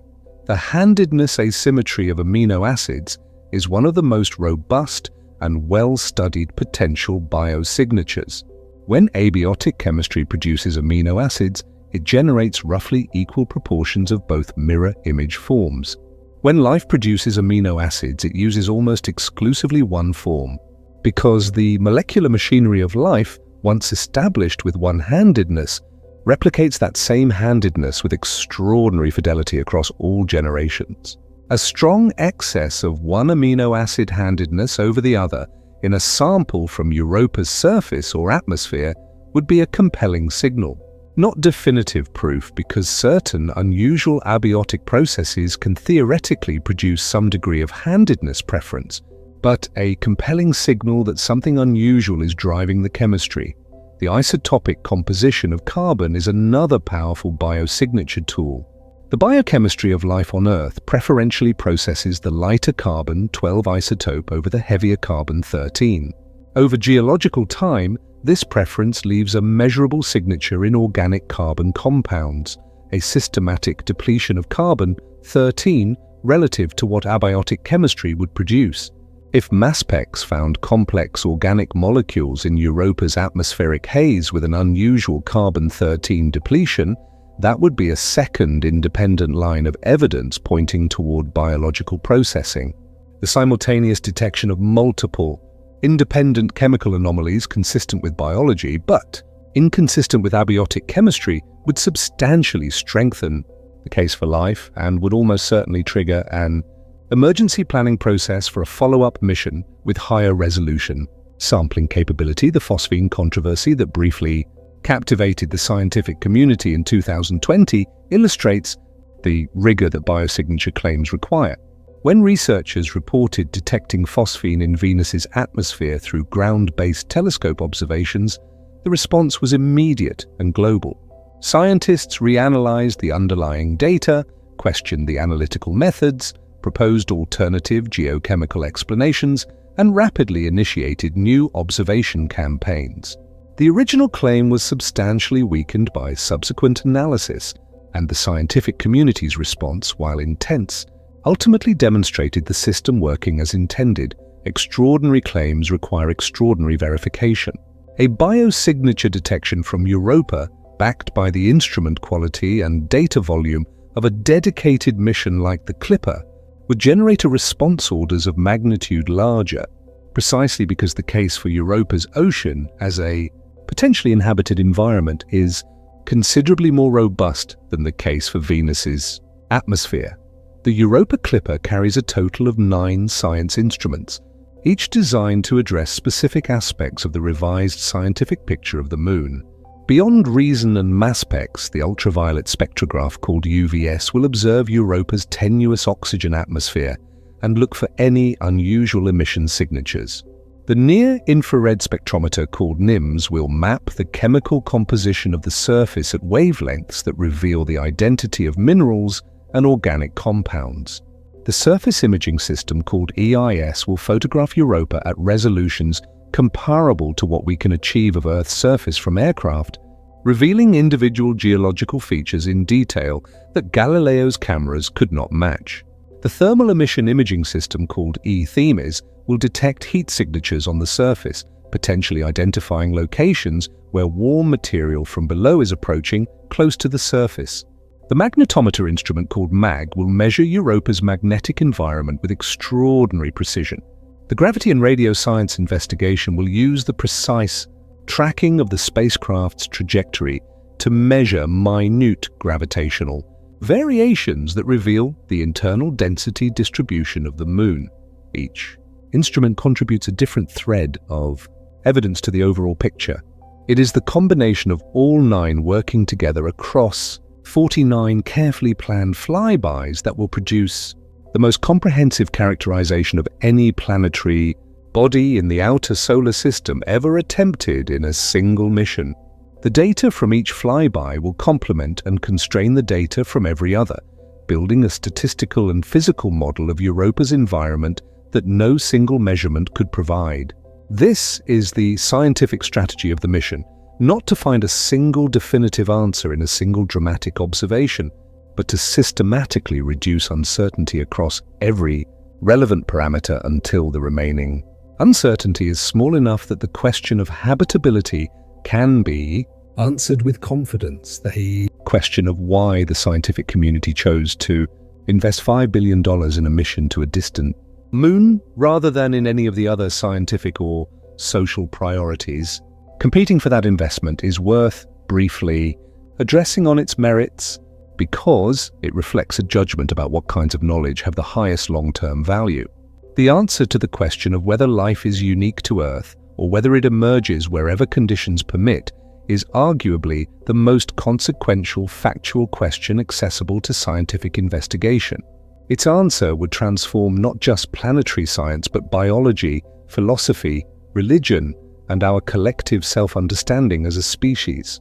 If life is a cosmic inevitability that emerges wherever liquid water, chemical energy, and time are available, then the universe is populated with life on a scale that transforms how we think about our own existence and our responsibilities as a civilization.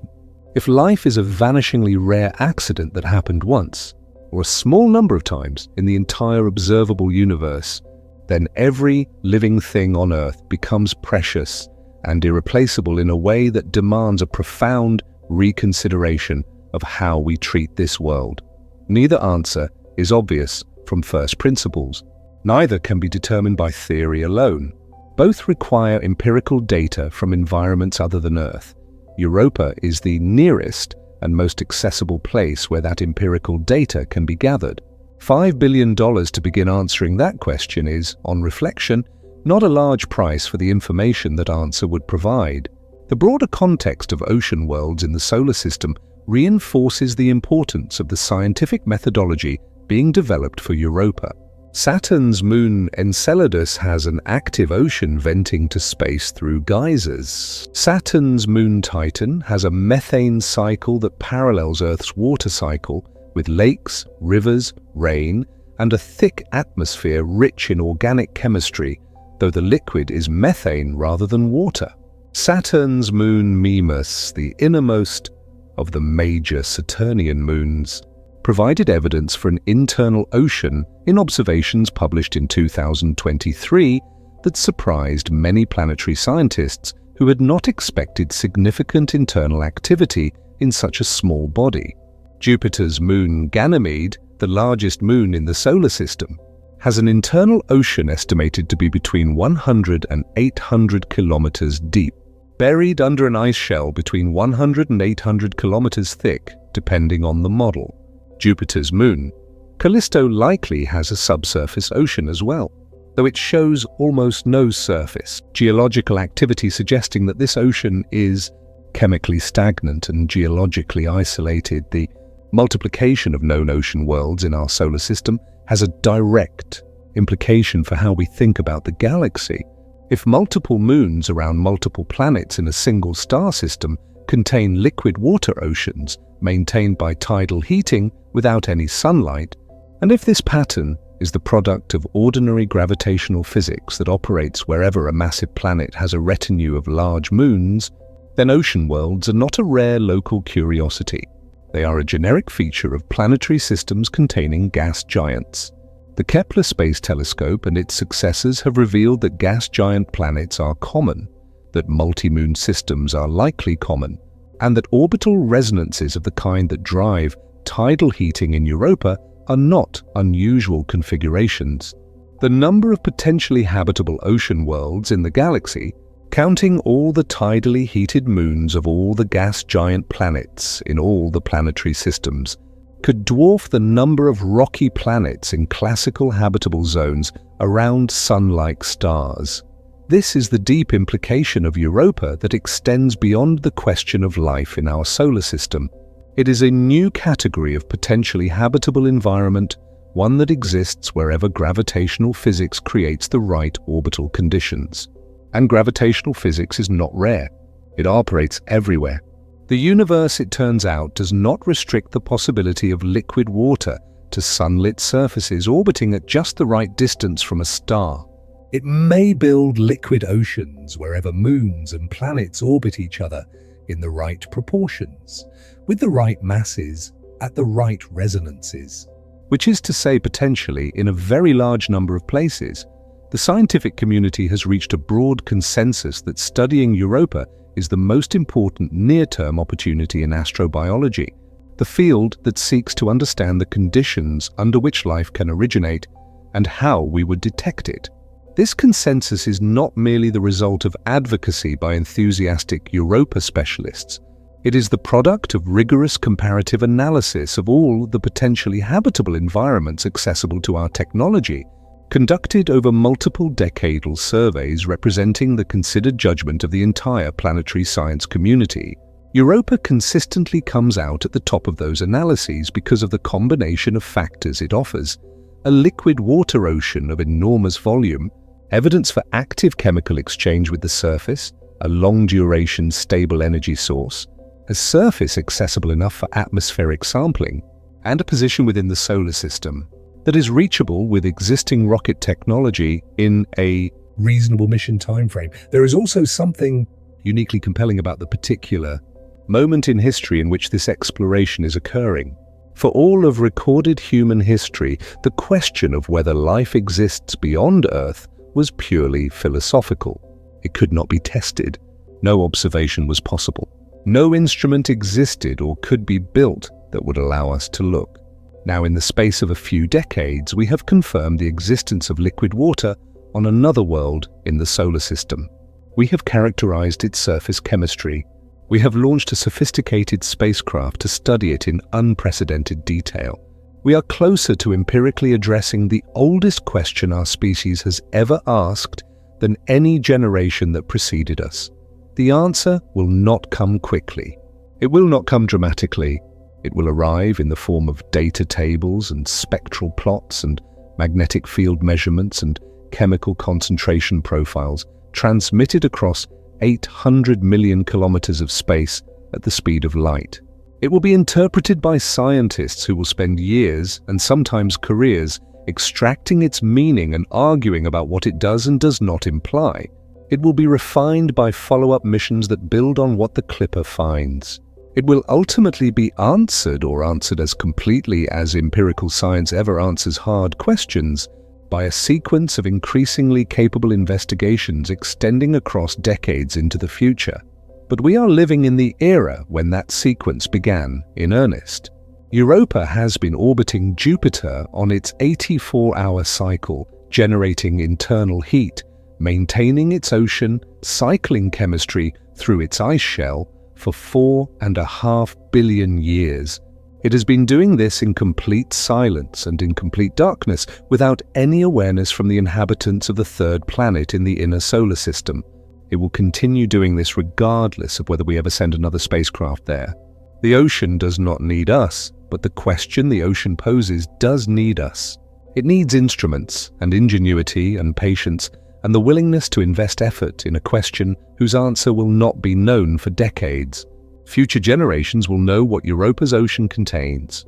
They will know whether it is sterile or alive, whether the chemistry there remained forever on the abiotic side of the ledger, or whether it crossed the threshold that separates chemical complexity from biology. They will know because the work began now, with the missions currently in flight and the ones currently in planning. We are the generation that sent the first sophisticated instruments to find out. That is not a small thing. That is a civilization asking the most important question it has ever been capable of asking, and investing the engineering and scientific effort required to actually find out. The scientific discipline that underlies the entire exploration of Europa is worth understanding more deeply, because it shapes how we interpret every piece of data the mission returns and every claim that is made about what the data implies. Astrobiology is a genuinely unusual field. It is a science dedicated to studying life in environments where life has not yet been confirmed to exist. It synthesizes geology, chemistry, biology, atmospheric science, oceanography, physics, and engineering into a coherent framework for asking whether the conditions for life are present somewhere and whether we could detect life if it were there. The field matured rapidly after the discovery of extremophile organisms on Earth in the 1970s and 80s, because each new extremophile, found in a previously assumed uninhabitable environment, expanded the known range of conditions that life can tolerate and shifted the boundary between what is habitable and what is not. The discovery of the deep-sea vent ecosystems in 1977 was perhaps the single most consequential finding for astrobiology before the Galileo evidence for Europa's ocean.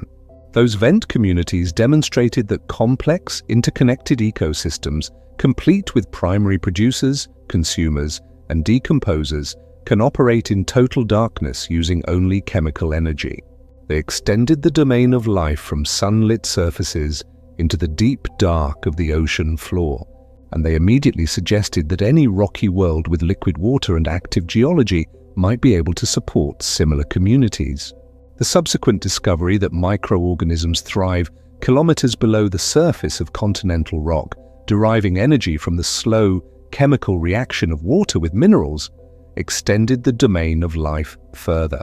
The discovery that bacteria survive in the hyperacidic runoff from mine tailings, in boiling hot springs at near-boiling temperatures, in the extremely alkaline waters of soda lakes, in the ultra-cold brine channels within Antarctic sea ice, and in hypersaline environments like the Dead Sea, progressively pushed the known boundaries of habitability outward in every direction. Each expansion of the known range of Earth life made Europa more credible as a potential habitat.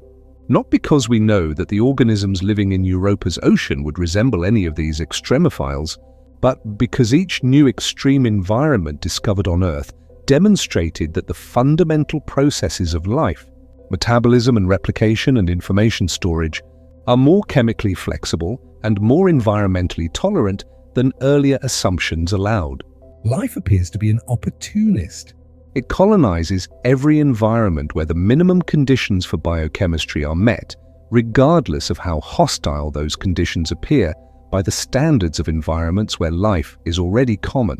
The minimum conditions, as best we currently understand them from the single example of Earth life, are a liquid solvent in which chemical reactions can occur at rates useful for biology, a source of chemical energy sufficient to drive the thermodynamically unfavorable reactions involved in building and replicating biological molecules, the necessary chemical elements to construct those molecules, and a physical structure, whether a cell membrane or some functional equivalent, that maintains the chemical distinction between inside and outside that is fundamental to what we mean by an organism. Water is by far the most chemically versatile solvent known for these purposes, which is why liquid water is the primary search target in astrobiology rather than other exotic solvents like liquid ammonia or liquid methane. Chemical energy can be supplied by a wide variety of redox reactions between compounds at different oxidation states. The necessary elements carbon, hydrogen, nitrogen, oxygen, phosphorus, and sulfur are among the most cosmically abundant reactive elements. The challenge is not the rarity of the ingredients, but the question of whether they come together in the right concentrations, the right proportions, and the right sequence to allow the transition from chemistry to biology. Europa appears to meet the liquid water criterion definitively. It appears to meet the chemical energy criterion tentatively, though the energy budget may be more limited than optimistic models suggested. It appears to meet the elemental composition criterion based on the surface chemistry we can detect, though the specific concentrations in the ocean are not yet known. What we cannot currently assess without going there is whether the chemistry has been operating at a sufficient energy density and with sufficient diversity of substrates to allow the emergence and persistence of self-replicating systems over the timescales available. The question of what energy density is actually required for life to originate is genuinely unsolved. On Earth, the first evidence for life appears in rocks formed approximately 3.5 billion years ago, and some geochemical evidence suggests the biosphere may have been established even earlier, perhaps by 3.8 billion years ago. The early Earth's ocean was dramatically more chemically energetic than Europa's ocean appears to be, actively heated by intense volcanism, stirred by large meteorite impacts, illuminated by intense ultraviolet radiation in the absence of a protective ozone layer, and rapidly changing in chemistry as crustal rocks differentiated and oceanic circulation patterns developed. Whether life could have originated in the calmer, cooler, more energy-sparse conditions of Europa's ocean is a question for which we genuinely have no empirically grounded answer. What we do have is a range of theoretical models, each making different assumptions about what the critical conditions for abiogenesis are, and each producing different predictions about whether those conditions exist on Europa. Some models emphasize the importance of high-energy chemical gradients at rock-water interfaces, like those found at hydrothermal vents. Others emphasize the role of mineral surfaces as templates for the polymerization of the first information-carrying molecules. Still others focus on the availability of particular phosphate compounds or metal ions that are required as cofactors for the earliest enzymes. Each of these models makes different predictions about whether Europa's ocean is habitable, and only empirical data from the ocean itself can adjudicate between them. The diversity of these theoretical frameworks is not a sign of confusion in the field. It is a sign that the origin of life question is genuinely hard, and that our single data point, Earth life, cannot currently distinguish between multiple plausible pathways to the same outcome. This is precisely why a second data point matters so much. If Europa's ocean turns out to be inhabited, the specific characteristics of any life found there, the metabolic strategies it uses, the chemical elements it favors, the molecular structures of its information-carrying polymers will constrain the theoretical models in ways that a billion more years of studying Earth life cannot achieve. A second genesis, if discovered, immediately transforms the question from why did life emerge on Earth to what are the sufficient conditions for life to emerge anywhere, a question that is simultaneously more tractable and more consequential. The engineering legacy of the Europa Clipper mission will extend far beyond the question of life. The technology developed for the radiation vault, the high-precision magnetometer, the radar capable of penetrating tens of kilometers of ice, the mass spectrometer sensitive enough to detect individual organic molecules in an atmosphere 100 billion times thinner than Earth's. All of these will inform the design of future missions to every icy world in the solar system.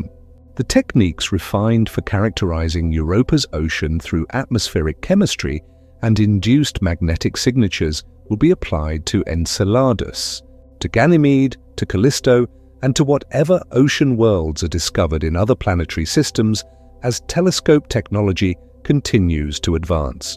In this sense, the Clipper is not just a mission to Europa, it is the development of a methodology for studying ocean worlds anywhere.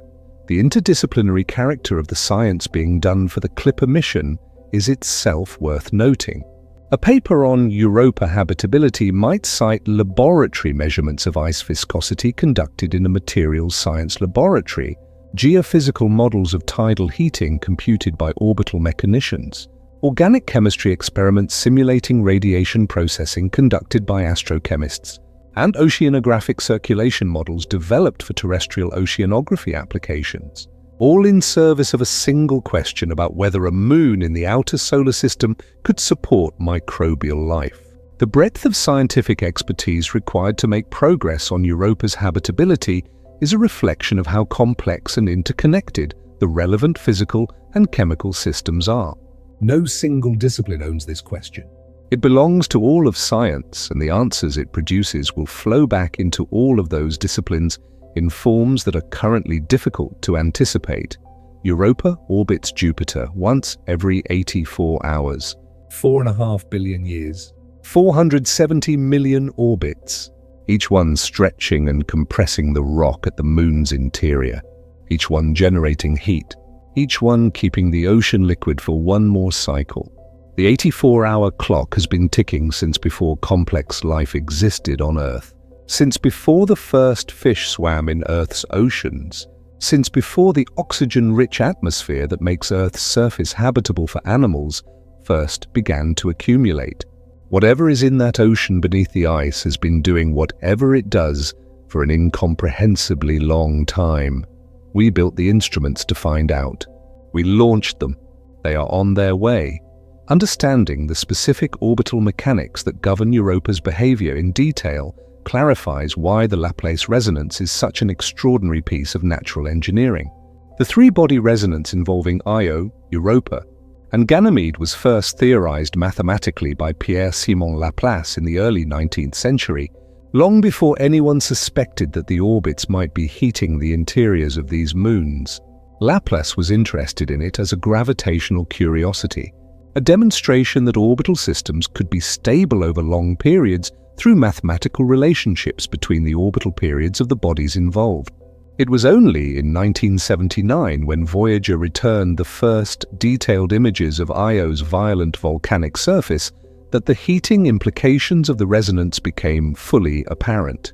If a small moon like Io could be so dramatically heated by tidal flexing that its surface was covered in active sulfur volcanoes continuously erupting, then the larger water ice-covered Europa might be heated enough to maintain a liquid interior. The connection from Laplace's mathematics to Io's volcanoes to Europa's ocean to the possibility of life is one of the most unexpected scientific threads in the history of planetary exploration. The Laplace resonance is not unique to the Jovian system. Orbital resonances occur throughout the solar system and throughout the galaxy, wherever massive bodies orbit each other in configurations that allow gravitational interactions to reinforce over time. Neptune and Pluto are in a 2-to-3 resonance, meaning Pluto completes 2 orbits for every 3 Neptune completes, a relationship that has protected Pluto from close encounters with Neptune for billions of years. Many of the moons of Saturn are in various resonance relationships with each other. The Galilean moons are simply the most dramatic known example of a resonance that produces internal heating, because the moons are large enough and the resonance precise enough that the tidal forces are genuinely powerful rather than merely interesting theoretically. In exoplanetary systems, orbital resonances have been detected in the TRAPPIST-1 system, a remarkable planetary system containing 7 roughly Earth-sized planets orbiting a small red dwarf star at distances close enough that several of them are in or near the classical habitable zone. At least 3 of these planets are locked in orbital resonances with each other. If any of those planets has large moons, as Earth does, and if those moons are in resonance relationships with each other or with other bodies in the system, tidal heating of those moons is a realistic possibility. The TRAPPIST-1 system is only about 40 light-years from Earth, close enough that upcoming space telescopes may be able to characterize the atmospheres of the planets directly. The possibility of tidally heated ocean, moons in the TRAPPIST-1 system adds a dimension to that already scientifically extraordinary system that makes it even more compelling as a target for detailed study. The broader category of ocean worlds, now recognized in our solar system, includes bodies with very different energy sources and ocean characteristics. Enceladus is heated by a resonance with Dione, one of Saturn's other moons. Though its resonance is far less precisely locked than the Laplace resonance, and its ocean may be considerably more transient as a result.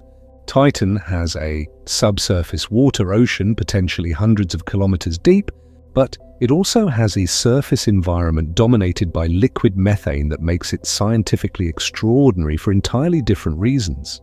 Ganymede is enormous enough that its ocean is probably layered with different phases of high-pressure water ice between the liquid layer and the rocky seafloor, complicating the chemistry considerably.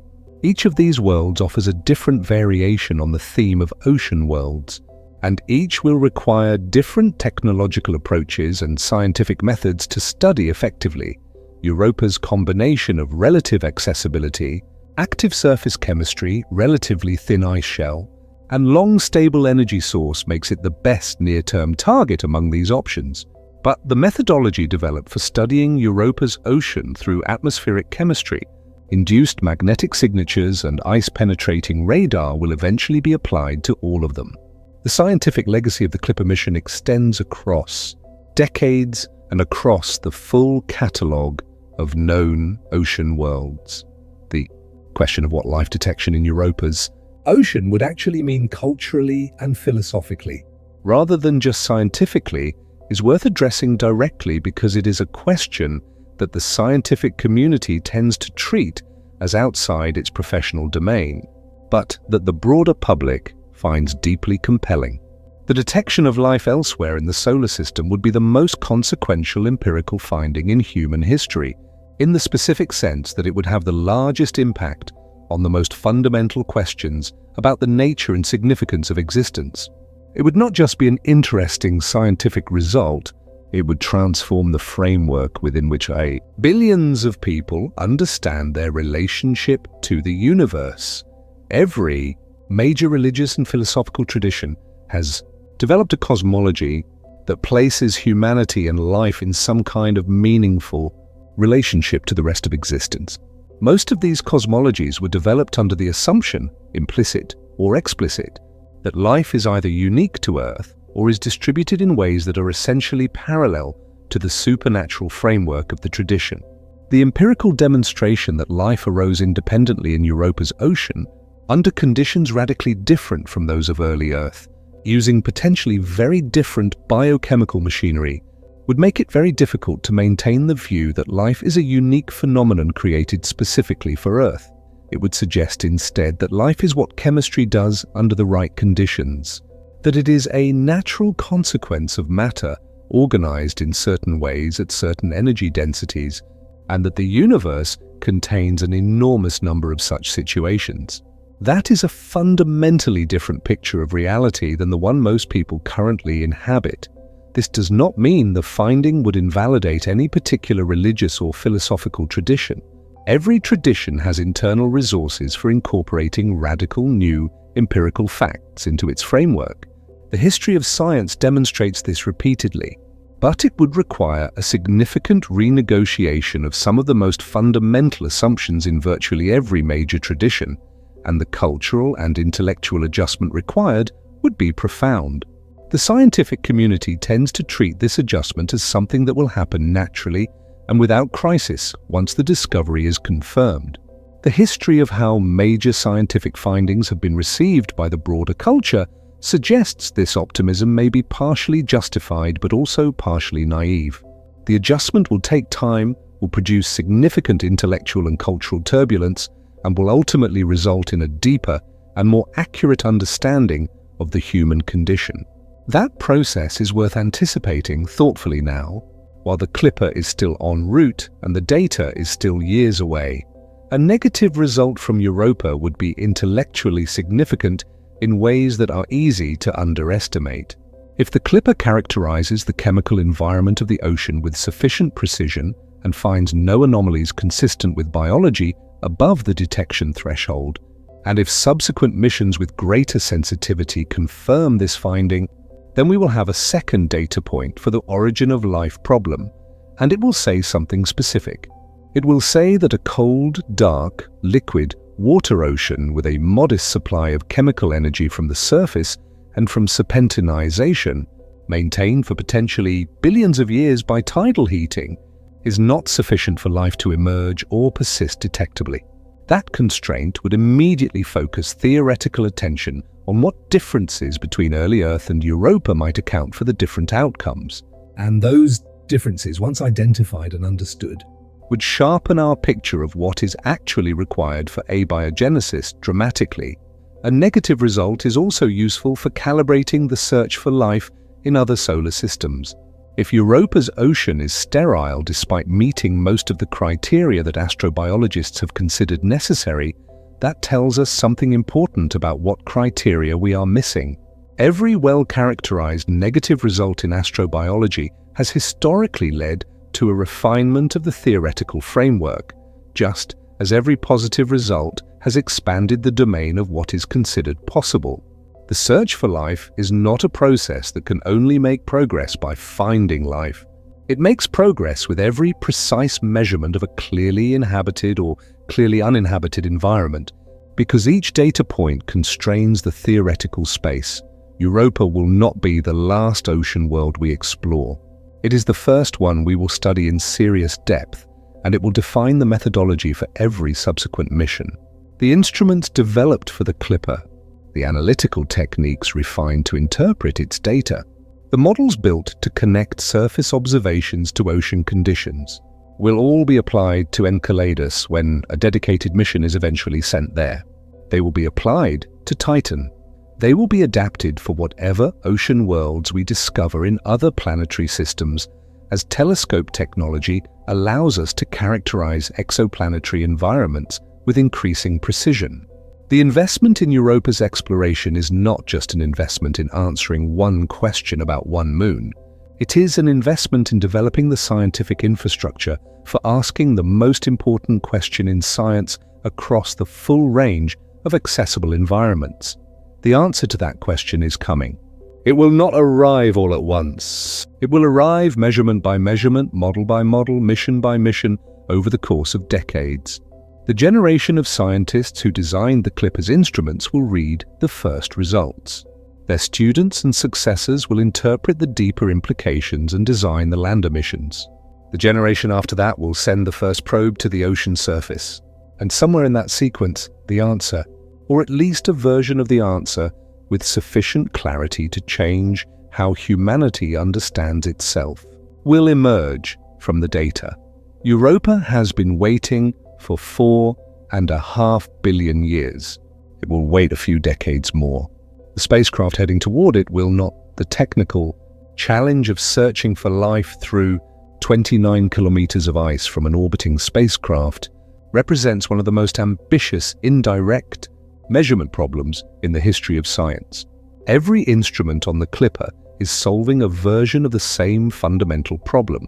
How do you learn about a sealed environment that you cannot directly access? using only signals that propagate through or escape from that environment? The answer to that question in each instrument's case is a lesson in the ingenuity that planetary exploration demands. The radar instrument, reason exploits a physical property of ice and water that turns out to be exactly what is needed. Radio waves in the right frequency range travel through cold, clean ice with relatively low absorption, meaning the signal can penetrate deep into the shell before it is significantly weakened. But liquid water, particularly salt water with its dissolved ions acting as electrical conductors, reflects radio waves strongly. The transition from ice to liquid ocean acts as a mirror for radar. When reason beams its signals downward through the ice, the primary reflection from the ice-ocean interface will return to the spacecraft with a delay that precisely measures the ice shell thickness. Secondary reflections from any liquid inclusions within the ice, such as perched lakes, brine pockets, or melt zones at the base of the rigid upper crust, will return with different delays and different intensities, mapping the three-dimensional architecture of the ice shell in a way that ground-penetrating radar on Earth maps the structure of ice sheets in Antarctica and Greenland. The difference is that Europa's shell is more than 100 times thicker than the Antarctic ice sheet at its deepest, and the radar must operate from a spacecraft moving at high speed through one of the most intense radiation environments in the solar system. The mass spectrometer, MASSPEX, exploits the fact that volatile molecules, including organic compounds and water vapor, continuously desorb from Europa's surface ice into the extremely thin atmosphere above it.